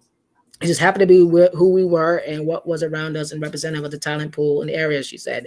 I think you're seeing that more and more. Not only is being highlighted and spotlighted, but also becoming just a measure. I don't want to say it wrong, but sense of normalcy to see people from all backgrounds and orientations being represented. And it goes on and says here, this progress helps the wrestling industry look more like the real world around us, whether it's race, ethnicity, gender, identity, or sexual orientation. Things are more diverse than ever today. But the wrestling industry has taken a long time to actually reflect that. She goes on and says, I think that's the goal. Even when we were doing something that is fantasy driven, I just don't mean wrestling, but you have to have a show where you have a wizard wrestling a dinosaur, whatever the hell it might be, and it's still cool to the people involved.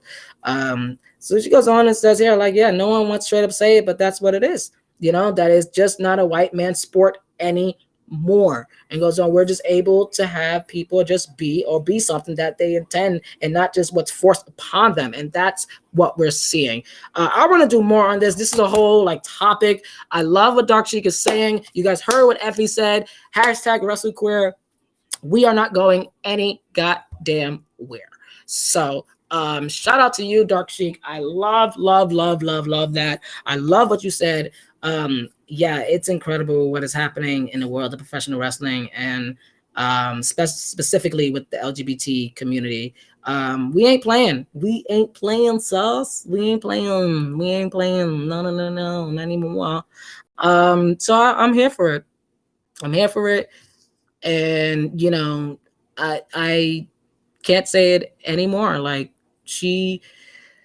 Dark Sheik speaks for many, many people. I'll say that. There are people who obviously like to keep it on the low and hush hush and shit like that. But Dark Sheik has done the damn thing. and she said the damn thing. Okay, she said what she said. What she said. I'm here for it. So yeah, there you have it, guys. We are going to get to some more headlines real quick. Gonna wrap this show up.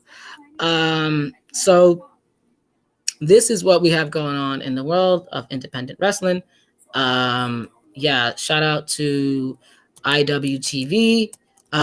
We have a new champion in the Indies. That being the one and only. I know people are like, what the hell are you talking about? Yes, we do have a new champion, a new independent champion. Ladies and gentlemen, it happened last night, and I am super proud of this man. I shouted him out on DTA on Instagram. But ladies and gentlemen, congratulations to the one and only Lee Moriarty. Lee Moriarty.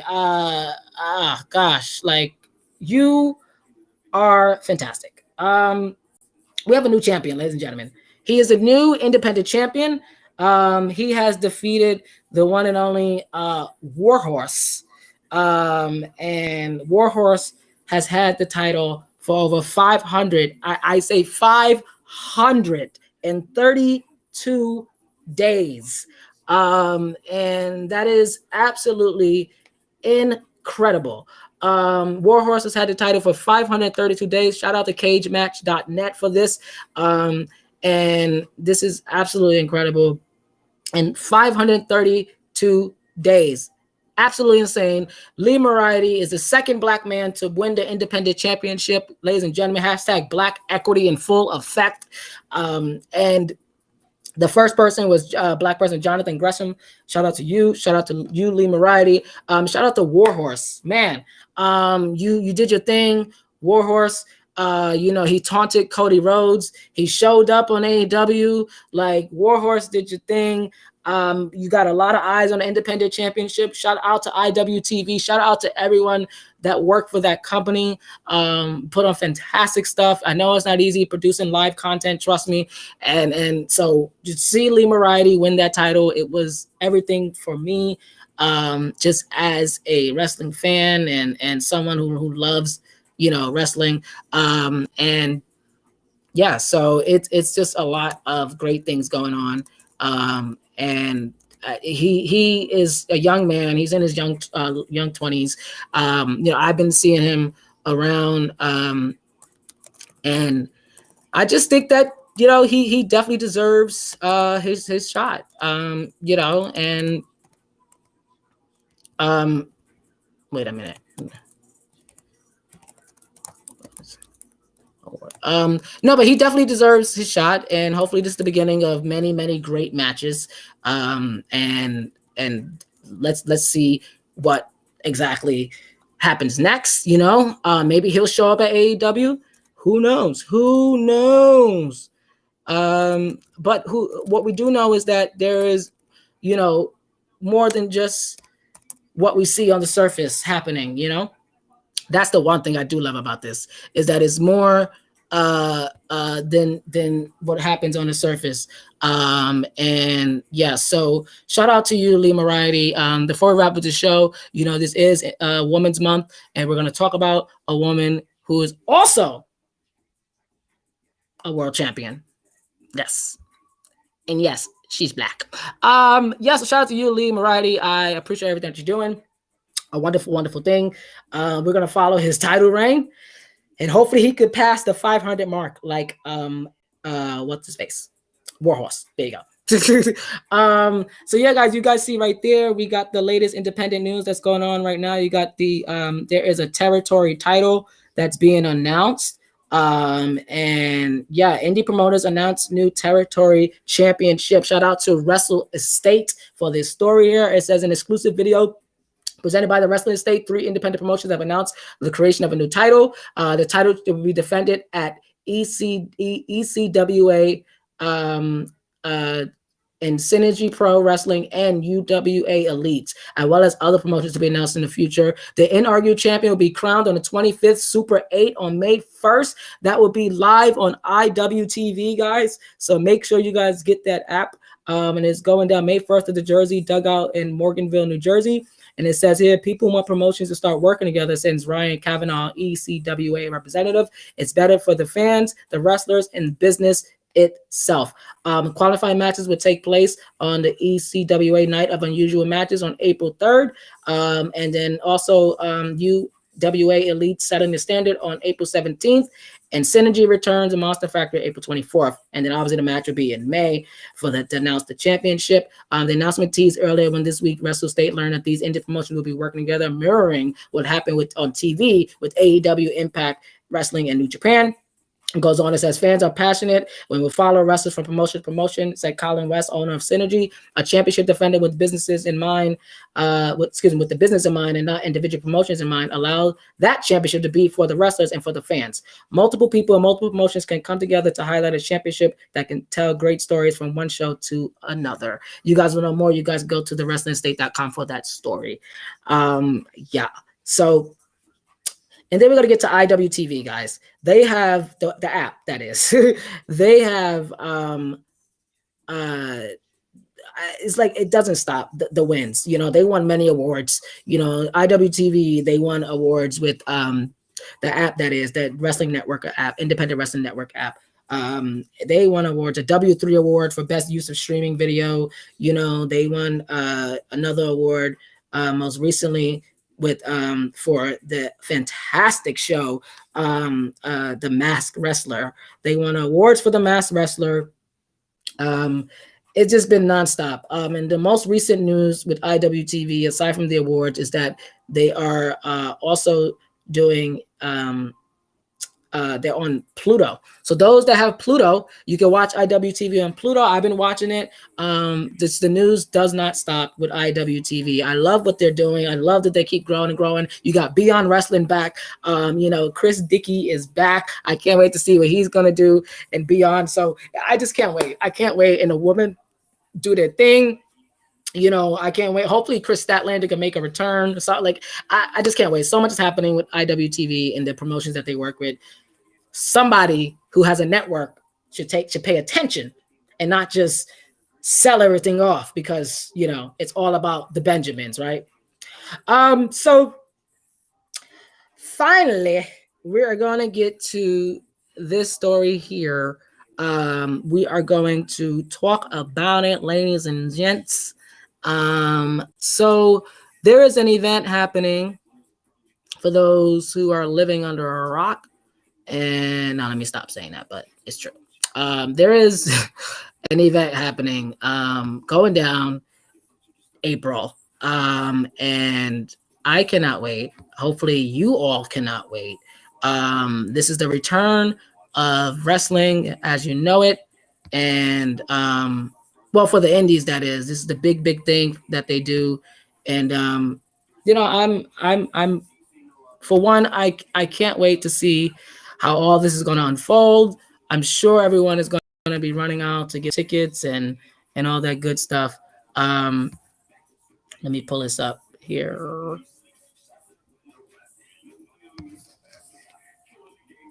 All right. There we go. So yeah, I want to pull this up and show you guys what's happening, because as you guys see right there in the headline, we have GCW, The Collective. And yes, it's going down again this April. There you have it. And real quick, we got shout out to PW Ponderings for the entire announcement. And just the matches that's going down. It is going down. You got I don't know where to start. Like, you got so many events there. You guys can see Thursday, April 8th, it kicks off. This is the Collective, where they do a weekend of events around WrestleMania weekend, the biggest event for wrestling. They got Thursday, April 8th, Jimmy Lloyd's D Generation F, literally D Generation F. The Thursday, April 8th, Also Thursday, April 8th is the Acid Cup Day 1. You got Josh Bartnett, Bloodsport 6 for the Culture all black event. Yes, Alley Cat is on Friday. For the Culture is at the end of Thursday night and then Friday afternoon. So you have those 4 events all Thursday. You have the Jimmy Lloyd's Degeneration F, Acid Cup Day 1, Bartnett Bloodsport 6, and For the Culture all Thursday. And then Friday kicks off with Alley Cat, my girl, meow, with Real Hot Girl Shit. That I can't wait for that. All the hot girls, all the baddies. And then you got the Acid Cup again Friday. And then Joey Janela Spring Break 5. Violence X Suffering as well on Friday. It's just so much. And then it's always Saturday. Damn you, Effie. Saturday, Effie's Big Gay Brunch. Hello. And then you got Planet Death Saturday as well. Unsanctioned Pro presents Fueled by Spite Saturday. And then No Peace Underground is also on Saturday. It's just a lot going on. This is just the latest right now. Shout out to PW Ponderings. We're going to get more announcements. We're going to talk about it here. It's going down April, guys. You do not want to miss that. I promise you it is going to be worthwhile. And yeah, so it's going down. It's going down. It's going down. Okay. And once again, speaking of going down, we're gonna throw this up here real quick. So this Tuesday, it is going down, ladies and gentlemen, and I'm gonna do a follow-up on this because this deserves all the attention. Dark Side of the Ring is coming back this Tuesday with a whole new type of show, new talk show on Vice, guys. So I think we should all be tuned in this Tuesday. So yeah, new show on Vice, Dark Side of the Ring. And basically it's going to be a talk show type thing. It's a new franchise real quick. We're going to talk more about this because we are wrapping up the show here. But so creator Evan Huntsey and Jason Eisner will sit down with a series of roundtable discussions with host and wrestling insider Conrad Thompson. And episodes will feature guests as Tommy Dreamer, The Blue Meanie, Savio Vega, and former WWE referee Mike Chioda. And basically it's going to be like a talk show series where they're coming back. You know, Dark Side of the Ring is coming back in hopefully the summer, spring-ish time, and a whole new season 3. We're going to break more about this down on our next episode. I'll be back next Sunday to talk more about Dark Side of the Ring, what my thoughts are on. I'm probably going to do a marathon on watching it and get all these ideas and crazy conversations. We need to continue to talk about what the dark side is of wrestling, you know, and we know a lot of the bad, you know, the real bad, but there's also stuff happening like this Twitch stuff and stuff. This is the Dark Side of the Ring. I mean, hello. So I love what they're doing there. I love that they keep it real and raw and edgy, which is why we love to watch. Yeah, so shout out to you guys. Shout out to deadline.com for that story right there. Yeah, so what a show, guys. What a show we have had. It's been a lot today. I want to thank Ant Won't Stop and everyone that was chiming in, you know, my friend Gio and everyone that was chatting with me and Ant, and you guys saw his song and so much going on. But I want to talk about this woman right here before we wrap up this show. Trish Adora, as you see right there. Trish Adora. Trish Adora. She is the DWC World Champion. Wait, hold on. Let me think. I don't think I said that right. Hold on. Let me make sure.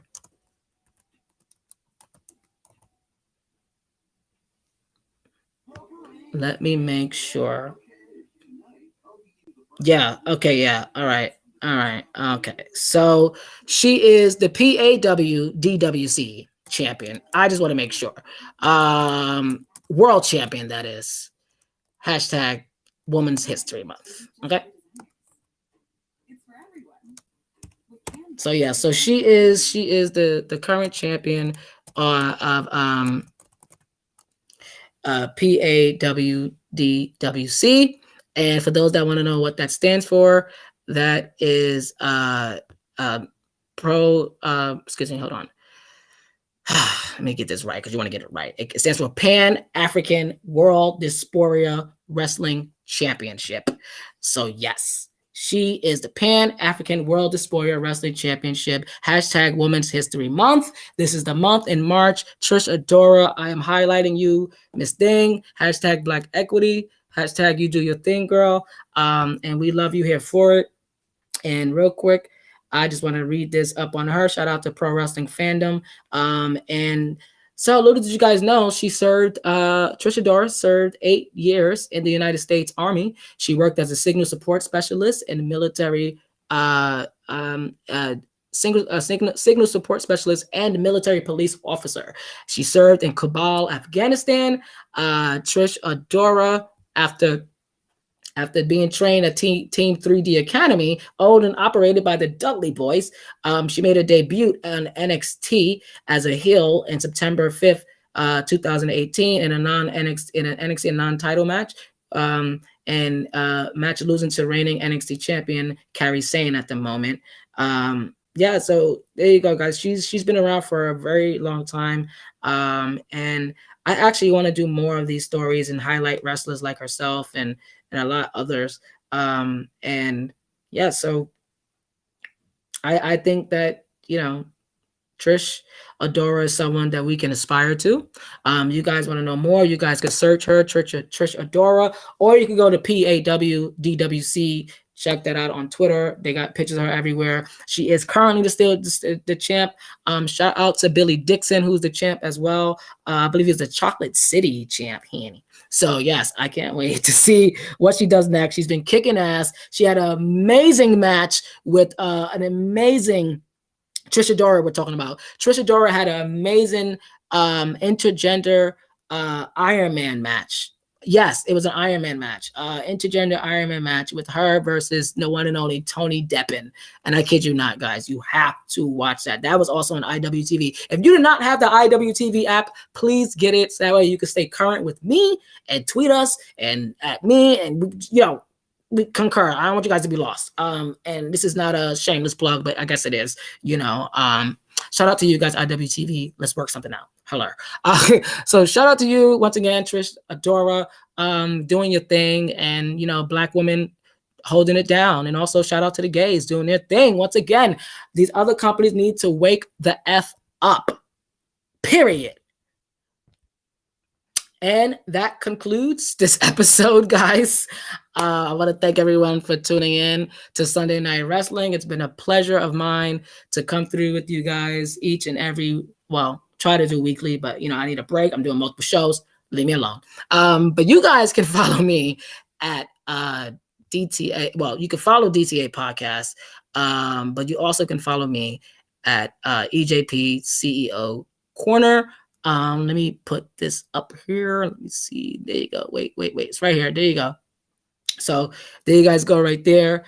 You guys can check that out right there. You see it below. You got me, Suplex City, and DTA Podcast. You guys can follow us on those links there. I mean, at the handles right there. And chat with us. Let us know your thoughts about the show. And we'll be back next Sunday with the all-new episode of Sunday Night Wrestling. And also we'll be doing more videos. So follow us at YouTube at DTA Podcast, and also all the Twitchers out there. I'll see you guys on Twitch real soon, coming up with some great stuff. And that is all, guys. And once again, thank you all for watching Sunday Night Wrestling. And we'll see you on the next time. Bye.